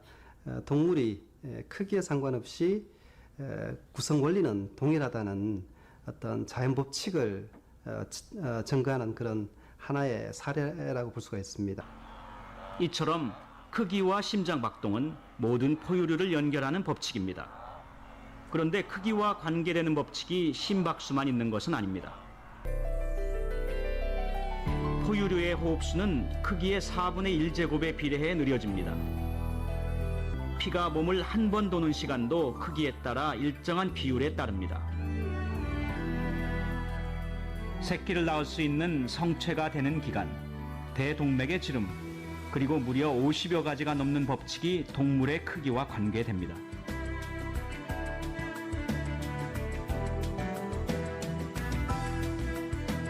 그 중에는 수명의 법칙도 있습니다.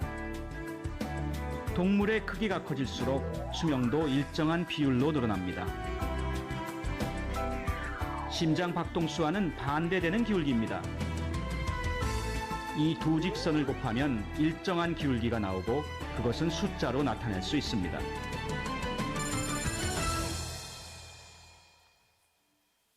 모든 포유류가 공유하는 심장 박동수 15억입니다.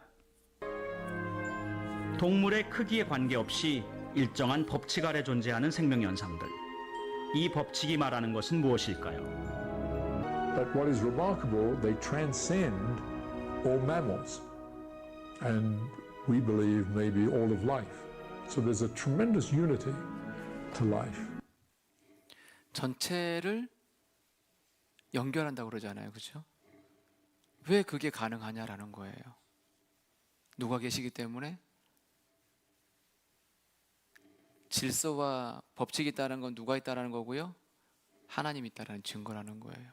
이해되시죠? 느헤미야 9장을 가보겠습니다. 느헤미야 9장. 느헤미야 9장 6절입니다. 느헤미야 9장 6절. 구약 739쪽입니다. 오직 주는 여호와시라. 하늘과 하늘들의 하늘과 이럴 성신과 땅과 땅의 만물과 바다와 그 가운데 모든 것을 지으시고 다 보존하시오니 모든 천군이 주께 경배하나이다. 모든 것을 지으시고 뭐 하신다고요? 보존하신다고. 여기 한번 봐봐요.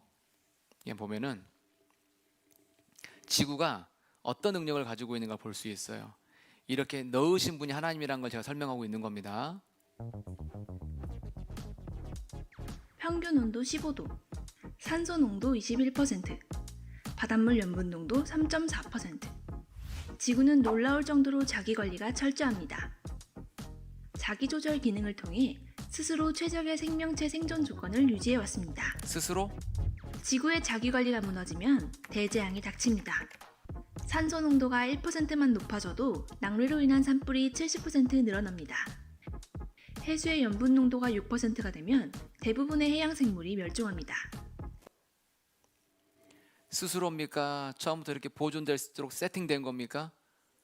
세팅된 겁니다. 지금 요즘에는 이게 무너져 가잖아요. 워낙 우리가 인간들이 워낙 지구를 험악하게 쓰고 있으니까.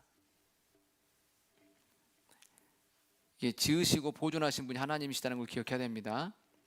함께 읽어보겠습니다. 인체의 신비, 자연의 신비, 우주의 신비를 보고도 하나님을 믿지 않는 사람이 있다면 정직하지 못한 사람일 거다. 앞에는 제가 못 읽겠더라고요. 누가 계신다? 하나님이 계신다라는 것을 알 수가 있습니다. 여호와께서 그 권능으로 땅을 지으셨고 그 지혜로 세계를 세우셨고 그 명철로 하늘들을 펴셨으며. 맞습니다. 하나님의 권능, 지혜, 명철이 들어가 있습니다. 우린 그걸 보고 있는 거죠. 그래서 something great, something에 들어가 보면 엄청난 질서가 있고 great, 위대함이 있다. 맞습니다. 그 위대함이 누구냐? 그 위대하신 하나님을 설명하고 있는 겁니다. 로마서 1장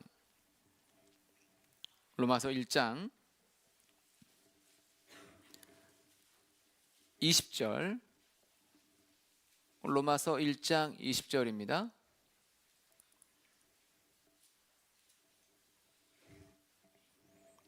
창세로부터 그의 보이지 아니하는 것들 곧 그의 영원하신 능력과 신성은 하나님의 그 지혜입니다. 하나님의 능력과 지혜가 그 만드신 만물에 분명히 보여 알게 되나니. 여러분 보셨습니까? 하나님의 지혜, 능력 보셨죠?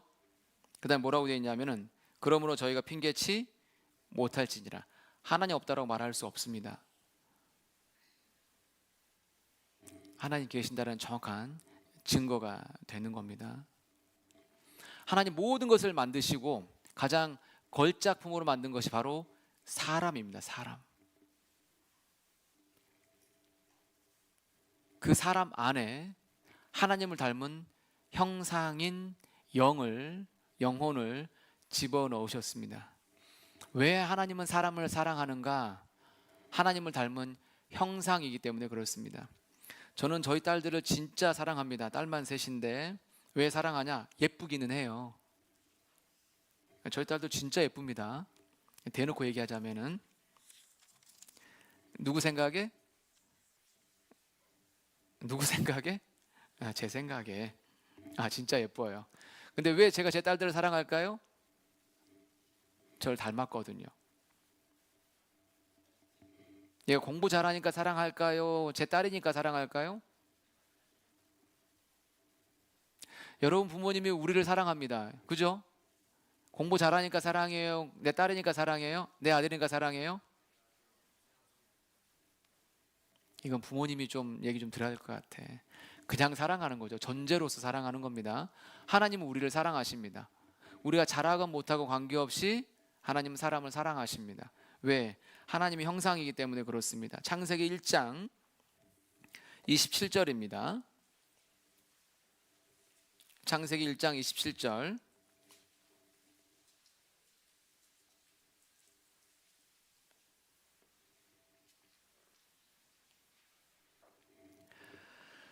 하나님이 자기 형상 곧 하나님의 형상대로 사람을 창조하시되 남자와 여자를 창조하시고. 화면에 보시면 하나님께서 사람을 흙으로 지으시고 나서 사람 안에 뭘 집어넣으냐면 2장 7절에 여호와 하나님이 흙으로 사람을 지으시고 생기를 그 코에 불어넣으시니 사람의 생명이 된지라. 생명, 영혼이죠. 하나님의 형상을 사람 안에 집어넣은 겁니다. 그래서 사람이 살아 움직이는 생영이 된 겁니다. 무엇이 들어왔느냐? 이 안에 뭐가 들어왔느냐? 하나님을 닮은 영이 들어온 겁니다. 그래서 하나님은 사람을 사랑하세요. 우리 각각을 사랑하십니다. 관심이 많아요. 하나님 우리에게. 닮았죠. 여기가 닮은 게 아니고 여기가 닮았죠. 뭐가 더 중요할까? 몸이냐? 영혼이냐? 뭐가 더 중요할까? 둘 다 중요합니다. 근데 몸은 이 땅에서 7, 80년 정도 살고 평균, 영혼은 영원히 삽니다. 그리고 하나님의 사랑을 받아들이면 몸도 영원히 살 수 있는 몸으로 변화돼서 함께 영원히 삽니다. 사람에게는 몸도 있고 영혼이 있습니다. 여기에서 사람 안에 영과 혼과 몸이 있다고 말씀하고 있습니다. 인간의 구성을 보면 몸, 혼, 영이 있습니다. 몸이 있음으로 인해서 나타나는 현상들입니다. 식욕, 성욕, 명예욕, 물질욕, 물질 세계를 인식하죠. 몸의 기능들입니다. 그러니까 이런 기능들이 있다는 걸 통해서 내게 몸에 욕구가 있구나, 몸이 있구나라는 걸 알 수 있고요. 혼이 있음으로써 나타나는 욕구는 정신 세계를 인식하면서 지정의, 마음, 생각, 정신 이런 것들의 활동이 있습니다. 이게 있다라는 것은 무엇이 있다는 증거입니까? 혼이 있다는 증거가 되는 거예요. 영이 있음으로써 나타나는 현상들은 종교심, 신을 찾고요. 양심, 선하게 살려고 하고요. 영원히 살고 싶은 마음이 있습니다. 그래서 그 어떤 것으로도 채워지지 않는 인간에게는 빈 공간이 있다. 빈 공간이 있다. 하나님을 만나고 죄 용서를 받고 청구하는 것을 얻게 되면 진정한 행복을 얻게 됩니다. 이번 집회가 우리 모두에게 그런 시간을 줄 거라고 생각을 합니다. 사람이 죽음을 맞이하게 되는데 죽음이라는 것은 몸 안에서 영혼이 빠져나가는 겁니다. 나의 이 가죽 이것이 썩은 후에 내가 육체 밖에서 하나님을 보리라. 육체 밖으로 나갑니다. 그것을 죽음이라고 말하는 거죠. 죽고 나면 빠져나간 영혼이 하나님을 만나게 되어 있습니다. 죽고 나서 아무것도 없느냐, 죽고 나서 또 다른 세계가 있느냐, 또 다른 세계가 있다라는 과학적 증거들이, 연구들이 지금은 아주 많습니다. 죽고 나서 끝나버리는 게 아닙니다. 죽음 뒤에 또 다른 세계가 있다. 이 세상 후에 세상이 있다. 수많은 연구자들의 이야기가 있는 겁니다. 이렇게 다 지금 그 얘기를 하고 있는 겁니다. 죽음은 끝이 아니라 영원한 시작이다라고 얘기를 하고 있는 겁니다.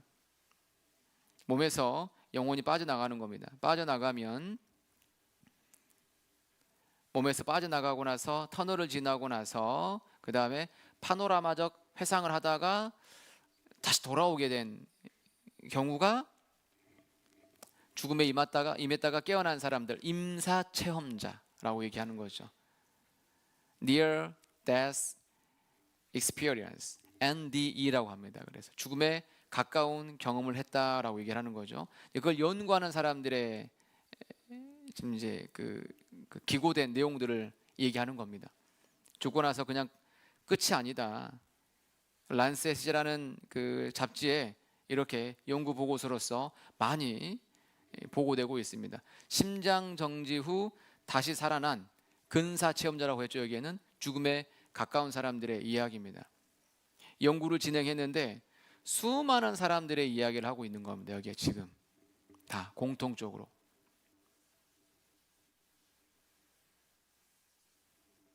그냥 사람들이 어떤 정신 착란으로서 겪는 게 아니다.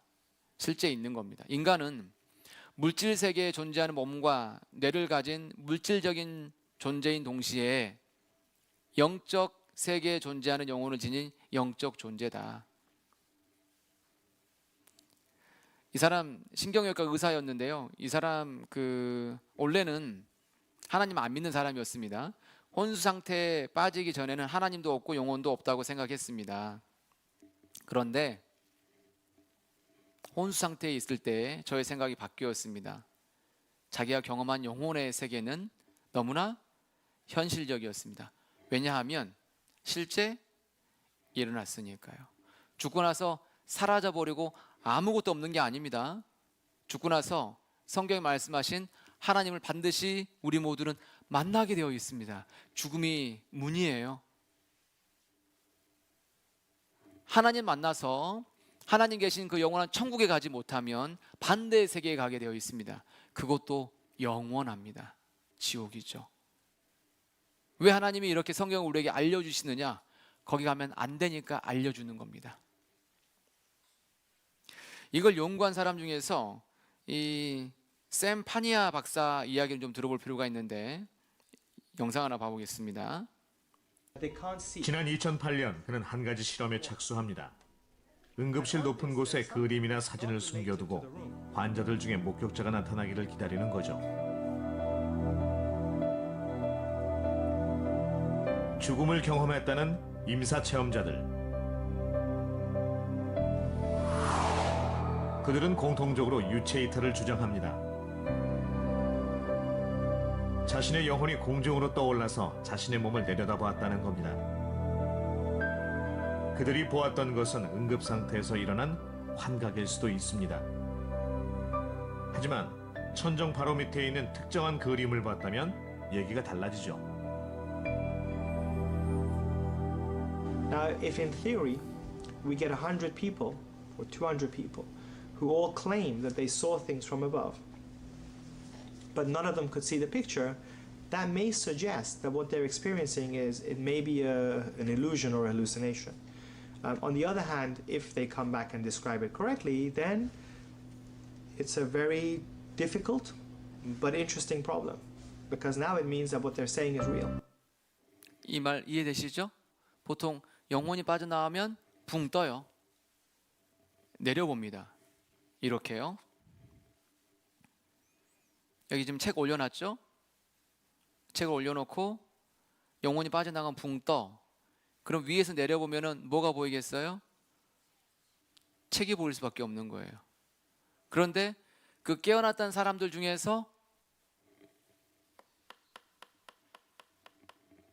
책의 그림을 설명하는 거예요.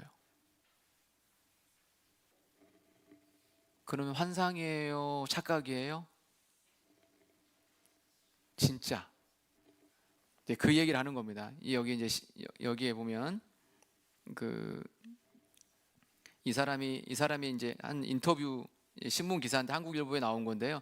그 중에서 하나를 확대해 보겠습니다. 여기 보시면은 특히 이 중 57세 남성의 유체 이탈 경험담은 상당한 신빙성이 있음이 드러났다.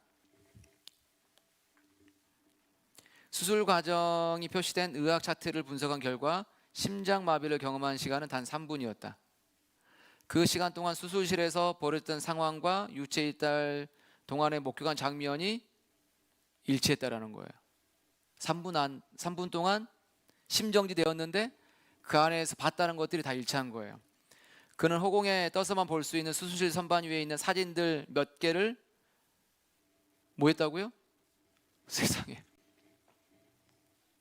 그러니까 인간 죽고 나서 영혼이 빠져나가서 사라져버린다, 존재한다. 성경은 뭐라고 말씀하시냐면 누구를 만난다고요? 하나님을 만난다라고 얘기를 하고 있는 겁니다. 이런 일이 벌어지는 겁니다. 독일 의사의 보고서에 의하면 옆에 있는 거 확대해 놨습니다. 모든 임사체험자들이 공통적으로 언급한 것들이 있다. 내 주위에 있는 사랑하는 사람들이 내 죽음을 슬퍼하는 것을 느꼈다. 보고 듣는 것과 다른 어떤 감각에 의해서 그걸 느낀 것 같다. 슬퍼하는 사람들에게 뭔가를 얘기하려고 했지만 의사소통이 되지 않았다. 갑자기 내 자신의 몸으로부터 빠져나오는 것을 경험했다. 강한 자석에 쇳가루가 끌려가듯이 내가 어디론가 끌려가는 것을 경험했다. 저자는 이를 통해 하나의 결론을 내렸다. 인간에게는 무엇이 존재한다? 영혼이 존재한다. 죽음이란 영혼이 육체를 떠나는 것이고 영혼은 죽음 이후에도 영원히 존재합니다.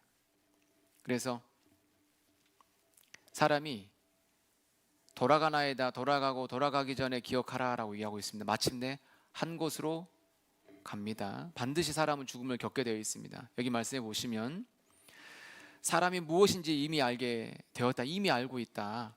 무엇이 유익하고 무엇이 낙이고 무엇이 있을지 누가 말할 수 있느냐? 그거 하나님이 말씀하십니다.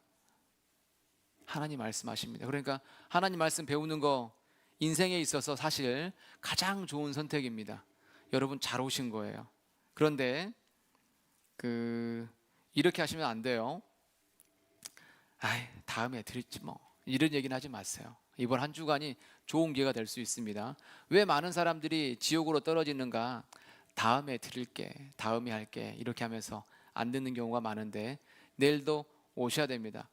자, 내일 오시는 거 약속 한번 하시죠. 손 들고 새끼손가락 걸고 저랑 얼른 자, 걸고 도장 찍고 복사하고 코팅하겠습니다.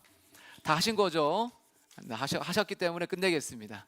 자, 기도드리고 마치겠습니다. 하나님 감사합니다. 귀한 시간 주셔서 성경 말씀을 통해서 듣고 배우며 성경이 하나님 말씀이고 그리고 우리 안에 하나님이 심으신 양심이 있고 하나님이 지으신 만물들을 보면서 법칙들, 규칙들 속에 하나님의 능력과 솜씨를 보게 됩니다. 오늘 말씀을 통해 하나님이 계심을 알게 해주셔서 감사를 드립니다. 계속 이어지는 말씀들을 통해서 하나님이 예비하신 구원의 은혜를 모두 다 받게 되도록 도와주옵소서. 예수님 이름으로 기도드립니다. 아멘.